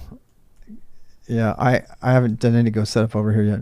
So here what it's doing is it's downloading all of these text files and all of these binary files, and it's bringing them together, and it's linking them, as the technical terms, compiling them in, turning a bunch of these little files into their own binary files, and then linking those files together to create this big gooey blob of like tightly linked, statically compiled, big old fat blob of thing that can run. No space left on device. You gotta be kidding me. You gotta be kidding me. How did I run out of space on the device? I should have put more in here. Damn. Well, that might be the end of today. So I can't go out. I can't even pull out all the things on it. I didn't allocate enough disk space because I'm a dummy. But it's a VM, so I can go back and fix that later. So anyway, if you were to compile that, you would see that it's a file, right? It's a binary file, and yeah, it's crazy. It wasn't even that much data. And you would see that it's a binary. Okay, so let's go back to how do we get sad date to work? So .sad date doesn't work. All right, we're gonna hit that file limitation again. Yeah, before the night's out. But I just want to finish today. So /happy date works. Why does it work? We established that happy date works because it's assuming it. What else can work? How about this? Bash happy date also works. How about this? Python, whoops. Python 3 sad date. It works. Look at that carefully. I want to make sure you understand that. So and you know, this is probably going to be good, the interpreted language thing, and then we'll get down to scripting next week because we really have to dive into scripting. So how do things run on your computer? Simply put, something that runs on your program, a compiled binary file, an ELF binary on your system, when you type the name ls, this is what happens. The first thing your computer says, or your shell says, is like, oh, Rob's typing ls. Okay, so let's see what he means by that. And first of all, it looks through and it says, do I have an alias for this? Or is this a thing that I already know about? Is it a built-in? So, there's actually commands that are built in, Echo is one. So echo hello, right? So file echo. We see that echo cannot echo. There's no such thing as file echo. Oh, whoops, type echo. It's a shell built in. So whenever you type anything onto the command line, the computer asks the question, or the shell asks the question, what is this thing? And the first thing it says is, okay, is it a built-in? No, it's not a built-in. If it was echo, it's like, okay, I know how to do that. By built-in, I mean that it's been included in the bash binary. Remember that bin sh? Remember that thing in password? This is the binary that runs when you connect the computer. Every time you make a new window or anything, this is the binary that gets started up. And when I start up, what I mean by binary, what I mean is that the memory, the actual memory on physical disk that's like stored on the disk for that bash file is put into the brain of the computer in a way that causes it to run. And then it does all the instructions, and the computer does that, and that's all at the hardware level at that point. It's in the kernel of it, whatever. And so it's doing its thing. And every time you type something in, you're actually running an interactive program. You're running a program, and I don't know if you saw me do this, but Python does the same thing. It's called a REPL, a read, evaluate, print loop. A lot of programming languages will have things like this where you can actually interact with them up from the command line. Perl has one. It's not quite as good. Node has one. But they're like shells. They're not shells, but they're these interactive loops, right? And so when you log into the terminal, what I'm trying to tell you is you're already running an interpreter. And we saw that in the PS output. You are coding. And every time you type a command, whether it be clear or ls or echo, you are writing an interactive program as you go. And you are already coding. The only difference between that and running Happy Date is that the commands have been consolidated into a file. And then you've run the file, right? And so you're running a program and you run it. And I know I'm banging on this pretty hard, but this is super important that you get this stuff. Because as you get into computing and anything in technology, it's all fundamentally built on all of this. So knowing how the computer works and how it runs programs is super important that you know this. And then when they say, well, a server is just a program that's running on the back end that's communicating over a protocol, and then you'll know what's happening on the back end when stuff actually runs. That binary program someplace has to go into the memory, the running memory of the computer, and it has to do its thing. So, Mr. Rob, what's the difference then between a binary compiled program that can run, the computer can run as machine code, and my ASCII text script that I wrote? The script does run, but it's not the script that runs. The script is sent to, and this is why filters work. So watch, if I do this, if I do echo hello, right? It runs like this, but I can do echo hello, and I can actually echo a program ls to bash, and it will run the ls program because it reads one line at a time. Running .program bin versus running script.sh, and how does bash know? Okay, so, and we're going to get to that right now. That's how we're talking now about the distinction between a binary file and an interpreted script. And this is where the command line helps you out. This is where bash specifically helps you out. Okay. And the Unix Linux system. So the first, when you run it, when you type, let me just say it again. When you type something in, let's start with clear, right? The first thing that the computer does, or bash does, is it says, what is this thing I typed in? If it's an alias, it just does whatever the thing is. If it's a built-in, it does whatever the built-in thing is. If it's not that, it's like, okay, is this a compiled binary? Is it an ELF binary? Remember that whole thing? Type which ls, right? Oops. Oh, sorry. It says, it doesn't do that. It says, do I know about this? If you type ls, it runs, but That's only because ls is in something called the path. And we haven't talked about the path yet, so I'm going to spend 5 minutes on that. The path is every single directory that contains stuff that can run. Executable stuff that has the executable bit permission on it. It can be compiled, it can be a script. We'll get to the scripting in a second. So as you can see, when I type which ls, one of these directories, it lives in it there, right? User bin ls. So if I type a thing that it doesn't know, it's like, well, let me see if I know about this. I'm going to incrementally go through the path, each path, and I'm going to try to find that program. Oh, hey, I found this program here. Okay, I'm going to run that because it comes ahead of the rest in the path. My path command, you want to see it? It's an alias. That's all it is. Normally, when you see your path, guys, you're going to see this. It's very ugly. Windows has this too, and it's separated by colons. I made a command that makes it pretty. So it says, okay, I'm going to look for the thing. It types the thing, and it tries to find it. It sees ls. It sees it's a binary. All right. So if I type VIC, right? Type VIC. What's VIC? VIC is hashed. It actually lives here.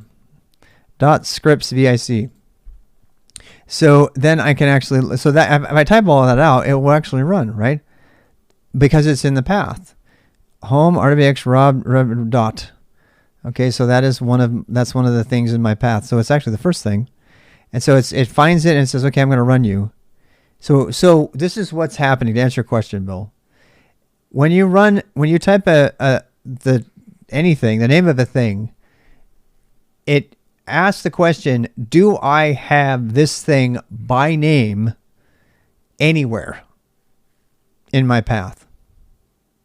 And if it has it if it has it anywhere in the path, the next question it asks is it executable? Does it have an X permission on it? And if it is, it runs it. And after that, it asks the question, is this an ELF binary or is this a text file, a script? That's super important because this is where the magic happens. If it sees a binary, it injects that binary right into memory and runs it as is. That's what it is with ls and everything. If it's a script, the next thing it does, and this is why scripts are slower, is it looks for the first line of the script. And it looks at the first line of the script and says, well, give me some help here. And it looks for two very specific characters, right? It looks for a shebang line, right? User, just for the sake of this, we'll do, so Python 3 is in the path, right? So we'll do user bin Python 3. And if there is a special shebang line on the first line, and it looks specifically for the shebang line, it says, fine, I'm going to use this as a helper. It's like, okay, this is a text file, but it's giving me the command that it actually wants to run, the real binary. And so then it does that. It starts this program up, and it sends this program line by line by line into that program in Unix filter fashion. It just so happens that, and then whatever the interpreter does, this is an interpreter at that point. So that's the point. The point of this whole thing is that Python 3 is an interpreter. And so it takes an interpreted language or a scripted language. An interpreted language is a language that's usually in text. It lives in text all the time, even on systems where it's run. And the difference is that when you run the thing, you have to have an interpreter, and that is the rub. It's really great. It's also really horrible. Because you cannot run this Python program unless you have a Python interpreter on the machine, which you have to install. If I have a compiled ELF binary like I get from Go, I can run that program whether or not Go is installed on the system. I had a senior engineer at work ask whether we had Go installed on all the systems where we were going to run it. And I had to I said, it's compiled. And they paused. we're not going to talk about linking in libc. No, that's why Go is so great, because it's statically linked. For the most part, Blackmails has taken us down a path that is complicated and long-winded, and we'll get into it when we get into Go, but not right now. So, for the sake of simplicity, if you compile a Go program for a specific architecture, in this case Linux, and you get that ELF binary, that ELF binary can be on any Linux system anywhere, and you don't have to have Go installed. Not all systems have ELF, no. Can you do it with a Python script? No. Perl? No. Node? No. Anytime you're using an interpreted scripting language, you have to have an interpreter to run the thing, to interpret the thing. Because the thing that actually runs is, in the case of Python, is something called bytecode. This is what Python does. Okay, so as far as the computer goes, it doesn't care. It sees a shebang line. It's like, I'm going to give all of these lines to you. You just deal with them. You deal with them. And so he hands off all the lines to it, and it sends one line at a time to the Python code. And the Python code goes, the interpreter goes, okay, I'm going to read this line in, and then I'm going to read this line in, and it reads all those lines in, parses them apart, compiles them into something called bytecode, which is not quite machine code. And then it passes that bytecode off to another part of the interpreter in Python that then gets translated into stuff that the Python interpreter already has in the kernel so that it can run. And then it's actually the Python interpreter that runs the machine code. So it's an oversimplification, but the Python interpreter turns that ASCII text into machine code. It doesn't really. It turns it into commands that it can then use, which are already in its machine code. And then it does the translation and calls those system calls and everything. So I know that's a very low level way to look at it, but it's really important that you understand that, because that by definition makes any interpreted language slower than a compiled language. Why? Why are interpreted languages slower to run, to start up and execute than, now once they get running, that's a different story, right? But when it comes in terms of like writing a language that you just want it to execute really quickly and come back, why didn't people write ls in bash? Why didn't they write it in Python or Perl or something? Because of all the extra steps. Two-step process, more steps in the processor. It's like they have to read all the code first. And not only that, they have to do it every time. Every time you run an it's very convenient. Lambda functions AWS. Every time that you have to run, there's an extra interpreter, yes. Every time that you run any interpreted script, you are compiling that code every freaking time.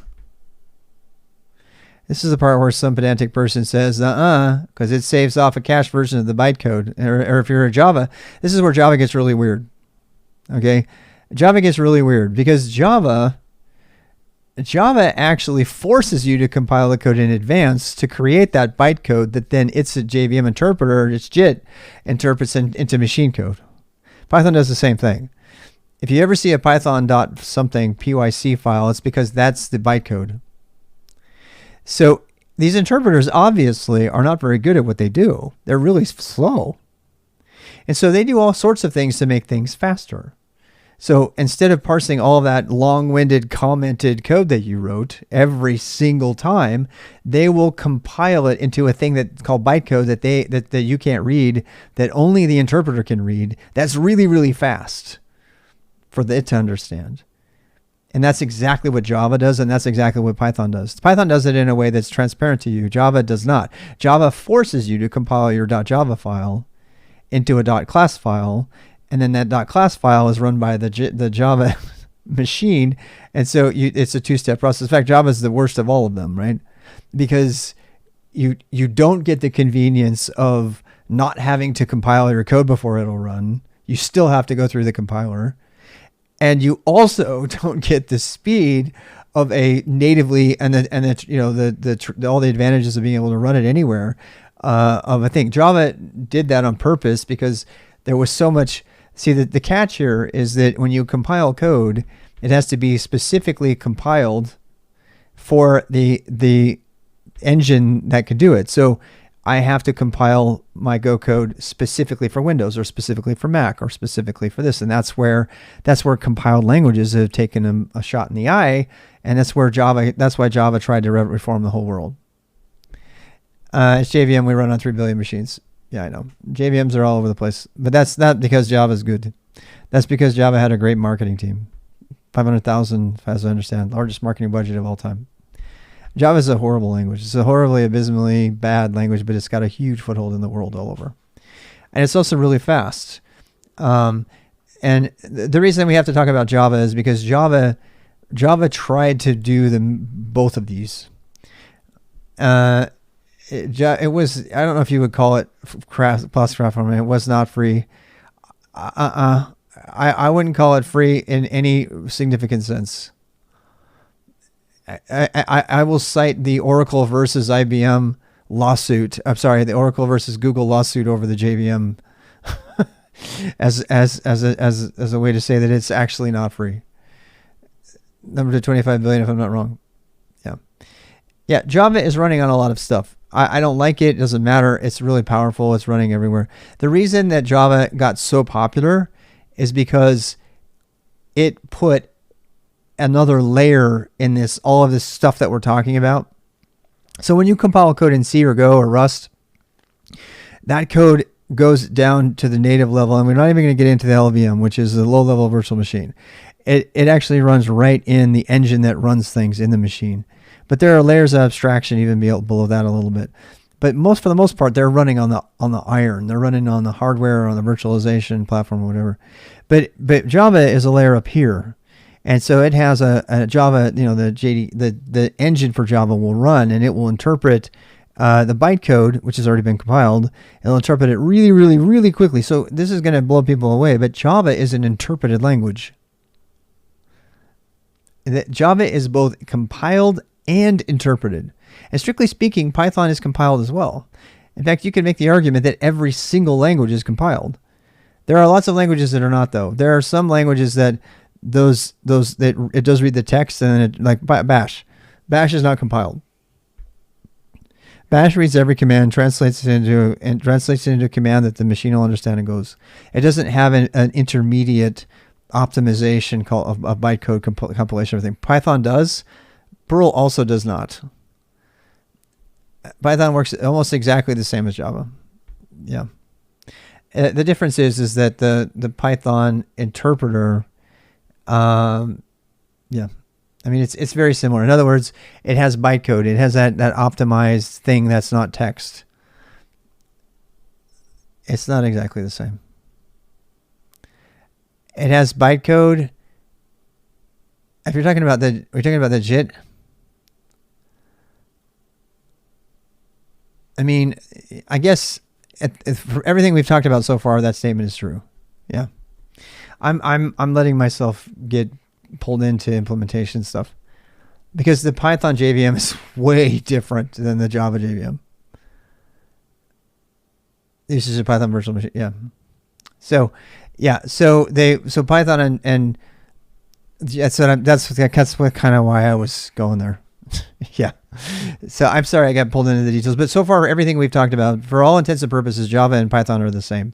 They are compiled languages, but you don't see the compilation happen. The difference between Python and Java is in Java you have to compile it. You have to compile it. In Python compiles it for you. It happens completely invisibly to you for the most part. In Java, it's not that way. In Java, you have to actively take the compilation step when you're making the code run. You have to do it before the code will run. That doesn't happen automatically in any way. And in Python, it does. So that's why it's not particularly obvious to people that they're the same. They both use bytecode. So that has been quite a long-winded thing. You want to do the script GW commands?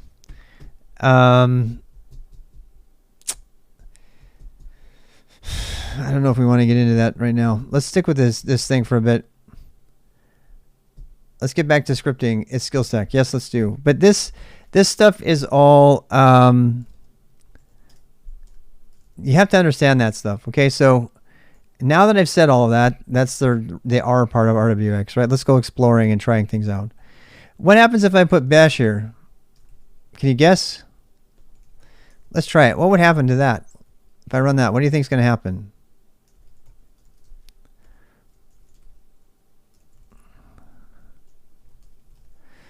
What's going to happen? /Sunday. Uh-oh. Must not have saved it. Same error, right? All right, let's do Perl. Which Perl? User bin Perl. Let's try to run it in Perl. See what happens. Oops. Undefined subroutine. Different error, right? Why is the error different? The error is different because it's trusting us. We're making like a horrible mistake. And it's like, I don't know. I'm going to try to do what you're telling me to do. It's like, I can't do that. Yeah, I also messed up the new line, yeah. That was bad. Right? It's not Perl. It's the wrong language. But if I have the right interpreter, then it's like, oh, okay. And it'll run it. So that's the main thing. So let's review. What is this shebang line? The shebang line is the hint that you give to the system to find the binary that it has to run to interpret your code. And in the case of compiled code like in Go, there is no shebang line because you don't need it. And you can do some pretty creative things with the shebang line, including one that you'll see a lot out in the world, which I'm going to tell you right now, even though I hate it. env Python 3. And what this does, it still runs. There's a program called env, and I'm not going to get into the guts of it. A program called env will run a program in a modified environment. Its method. Somebody in the Ruby, somebody from the Ruby group, a long time ago discovered that if you type env and then the name of a program, that it will run the program wherever it is on the system, no matter what exact path that it might be in, right? And that became really popular, even though it's very insecure. And I mean, I still do it on occasion, but because it looks for anything that matches Python 3 in that path that I was telling you about. And I don't have to tell you that if somebody manages to put something in, so where's Python 3 right now? Python 3 is in user bin Python 3, right? But let's say I have permissions to put user games Python 3, right? And if I use user bin Python 3, what will it find? It will find it there. I'm going to prove it. So if I sudo vi, well, I'm not going to, I don't have time. So if you want to do that, try that. If you want to own somebody who has deployed into production a user bin env Python 3 like this, just find a way to put a binary in the path ahead of the main program. And you can cause that program to run your program. And it doesn't even matter. It doesn't even matter what it is. You can write an entirely different binary in C with a full rat's nest and everything in there, and it will run it. It's super insecure to do this. In fact, it's so insecure that in the old days, to write security code, we used to actually explicitly define the path at the beginning of every script, which I'm not going to get into right now. But if you're a hacker, you know why I do that. Because that promise that says, no, I am not going to look for any of the execute, or else we write the full path to all the binaries. Because as you can see, if any of these, if I'm looking in places where I don't have control of it, if I'm on a multi-user system and somebody puts something in there and some other program that has root access or setuid runs that code, then all of a sudden I just elevated permissions. I got root. The prevalence of user bin env terrifies me. It doesn't matter. That's what people use. And they do it for convenience. You know why they do it? You know why they hand over the security of their entire corporations? Because they want to send a script out that somebody can run on a Mac and a Windows machine and every place, and they have Python 3 all over in different places, and they don't really care. And so for the sake of convenience, they use user bin env all the time. I do too. And they're like, they throw away their security. It's not necessary. If you know where it's going to live, or you're willing to force someone to put explicitly their binary at that location, or to create a symbolic link or hard link or whatever, that is the way to do it safely. But that is not how people do it. You'll see user bin env all the time. But what this does, and I have to just tell you before we break, I guess, is user bin env will look up any binary, any executable, frankly. It doesn't even have to be binary. Anything with execute permissions anywhere in the path. Anywhere in the path. And then it will run it. So that's all well and good until you have something that you don't want there. I mean, so sometimes there can be multiple versions of Python 3 and nobody knows which one is in the path. So I'm glad that we are living in containers. Yeah. Yeah, and containers are a thing. So that's one of the ways we've been saved from this, but it's still a huge problem. And I mean, if you want to be security conscious, you'll just remember not to use user bin env. You'll really annoy people. People will have to actually go set their their paths and stuff. Like, your code doesn't work on my computer. Why? Because I put Python 3 and user local bin Python 3 and not user bin Python 3. Oh, I'm sorry. I know. But you can't always be sure. This whole thing about being able to run your code everywhere that I talk about a lot, like being able to be productive instantly on any system, sometimes that point is well taken to use user bin env if you have control of it. If I have a suite of scripts and filters, Unix filters that I want to use on a target system, I can copy them over there, and if I have user bin env, it'll just work because it'll find it if it's on there. It's also another reason that Go is destroying Python and interpreters. If you're a hacker, what would you rather have? Would you rather have a program that's been compiled for all Linux systems that will run as is on any Linux system without a path at all, or interpreter at all? Or would you rather have a piece of Python text that you have to install Python on the target system even in order to be able to run the thing? This stuff about interpreted languages versus compiled language, it does depend. But for the most part, this is the reason that there was in 2021, there was a 4,000% increase in malware written in Go.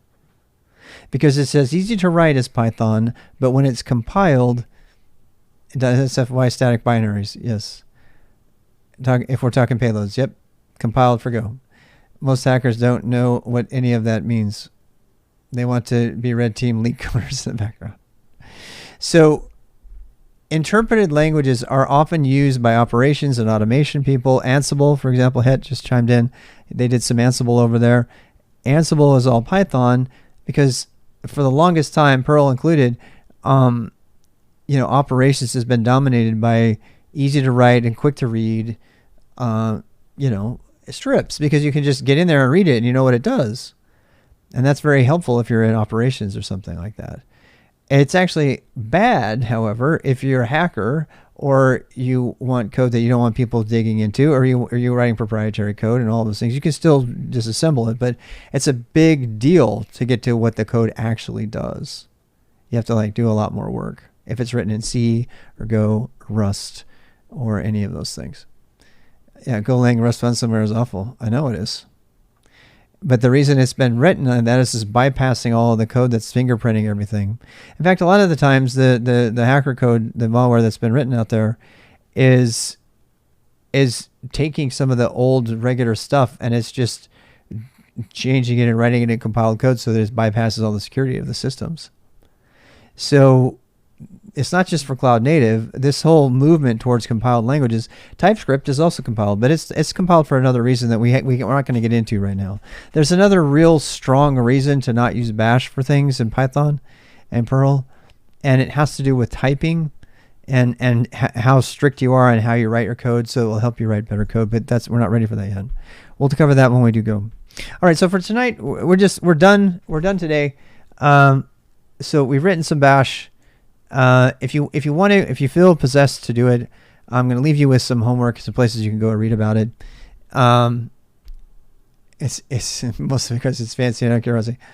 Obviously, and go malware is rough workout though, but it can be done. Yes. So there's some good stuff there. Hey, thanks for that sub. Let's go ahead and talk to the best place to get the book. There's a book called the Linux. If you are chomping at the bit to get writing Bash code, the first source I suggest for learning Bash is the Bash man page. We are not going to go through the Bash man page. It is absolutely comprehensive, but it's very dry and hard to read, so nobody reads it. The second major resource for Bash that is a little bit easier to digest, even though it's outdated, is something called the Linux command line by William Schatz. We've already mentioned it today a couple times. Ubuntu tutorials, where is it? It's actually, there it is, linuxcommand.org.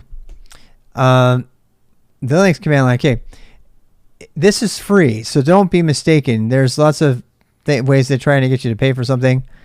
I think it's a pretty good book. I wouldn't buy it. It's pretty out of date at this point, but it's still pretty good. Terminal Life left. He's not on there anymore.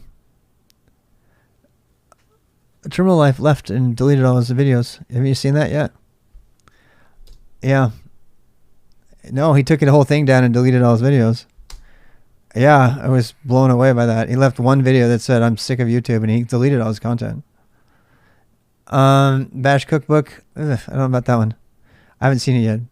So the Linux command line does have a section on Bash.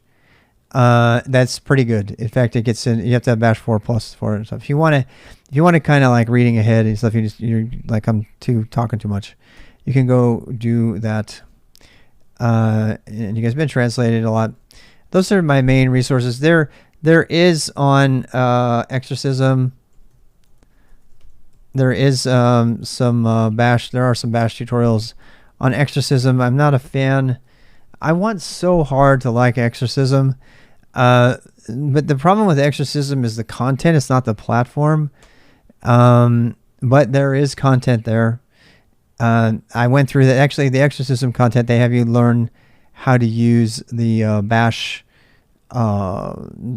debugging framework, which is kind of cool. Bash doc on user share is also pretty good. CD user share. And this is another reason Bash. Oh, whoops. Oh, I don't have it. Is this a user doc? User share. I don't have it yet. I guess I don't have it. Oh, it's apt. Sudo apt install bash doc. Nice. I'm wondering what it looks like.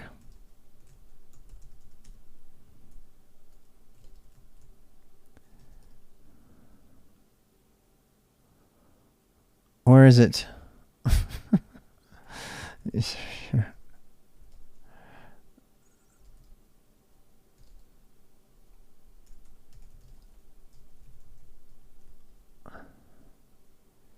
There, doc bash. Okay, doc/bash. There we go. Wow, cool. Wow. Wow. A user commands. Looks like the man page to me. I mean, isn't it? It's cheat sheet for Bash. That's good too. Yeah, that is good. That's a good one. Yeah, this is just a man page that's been rendered, but it does have examples. Oh, it has examples. I bet you the complete scripts. Cat.sh. Oh God. And they're using single brackets, which is really bad. Whatever.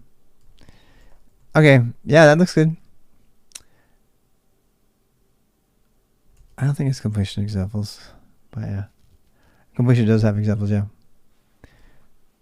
They have a README that's like markdown. That's not gzip. I mean, it looks good. It looks good. We'll have to go look. Anyway, so they got lots of options. I'm gonna leave you now. I have some things to do before we go do other stuff. We're gonna be doing some IRL streaming and go to the sunset and all that. If you want to watch that, I really don't have anything more to say about that. There's a lot of VI stuff, and we did miss some of the formatting stuff with GW. I don't want to hit you with too many things on the VI front. This is supposed to be a boost. It's supposed to be enough to get you going.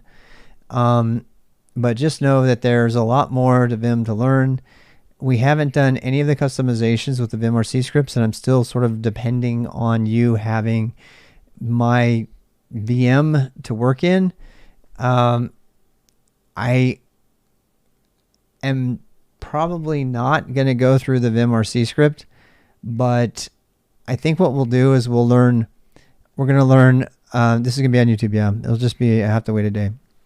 So the way I see us doing this is I want to continue to do the bash scripting using VI, right? Just using the stuff that we have. And then I want to jump into, after that, we're going to jump into configuration.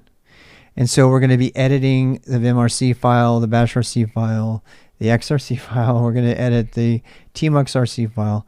And once we get, oh, that was nice. Someone gave Pokemania stuff. That's funny. Next time, bash script to replace Kubernetes. Nope. But I think the reason that we had to cover Vim, we had to cover the command line, of course. Then we had to cover Vim, and then we had to cover a little bit of searching and stuff. And we had to cover bash is because all of that is going to make you able to do your configuration better. And we have to kind of have at least some mastery of that before we jump into configuring things. I am a did I say Pokemon? I don't watch her all the time, but she's pretty fun. So anyway, did I get everything? I think I got everything. So go ahead and just consider that. I know we're moving slowly. People have said they like it. I'm really glad. Part of me feels like we should be going faster, but I hopefully this benefits everybody. This is by design meant to be slow and steady, and let's do this together and give you plenty of time to just code it or write it while you're watching me. And so that, when it's over, you don't feel like throwing in the towel because we were going too fast. And so that just means that we're going to take a long time to do stuff. So let me just predict what it's probably going to take.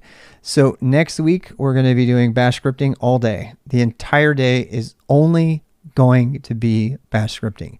Do not miss that day if you want to learn how to write basic scripts in bash. And then after that, the week after that will be all about configuration. So we're going to be revisiting VI and tmux and links and bash, but we're going to be revisiting them in a configuration sort of situation. We're going to look at Vim script. If you want to talk about Vim 9 at that time, we can talk about it. We're going to dig into those files so that you can throw away mine and start writing your own. And being able to write your own configuration, being able to write your own Unix filter scripts, those are all things that you should be able to do by the end of next week. And then after that, honestly, it's just a matter of putting more of the pieces together and starting to write Go code. We should probably we already did about half a day on tmux. So I think, I don't know. We need to determine whether we can leave tmux alone or not. I think we are probably done with tmux. And I kind of want to get on to the main event after we do bash scripting. So I want to do bash scripting, and then I want to say, okay, let's use our newfound bash skills to really clean up and make our configuration awesome and play around with cool games and everything. And then, after that, we'll go back to coding and we'll jump into Go programming. But we'll be using VI and bash and Unix filters and tmux and links to look up, W3M to look up the stuff. We'll be doing all of our Go development using nothing but the terminal. And if nothing else, that will make you really good with the terminal. And then you can decide whether you want to use another ID or something like that later, but you'll have the terminal skills necessary. Because if you're writing C code or Go code on the terminal, you're you're kind of there. You're kind of ready for everything that comes after that. Someplace along the line there, we're going to have to do we're going to have to do Git, and we're going to have to go through Markdown and how to build a site and everything. And that's going to be one of our projects that we do in Go probably, is writing a generator for that. All right. So that's the end. There's no more. That's the end. I don't have anything else to say. So I know it's hard to say. So again, next week is Bash. So I'm going to put the fishies on. Banner. I'll do my fishies. How about that? No more. Make it stop. Index.txt file. All right, take care, everybody. I'll put the music on. Bye. What music we even got? That's some weird music.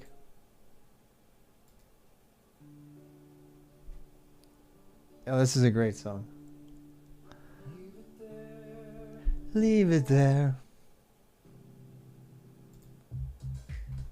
There we go.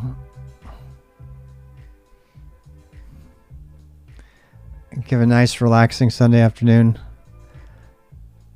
If I look tired, it's because I am.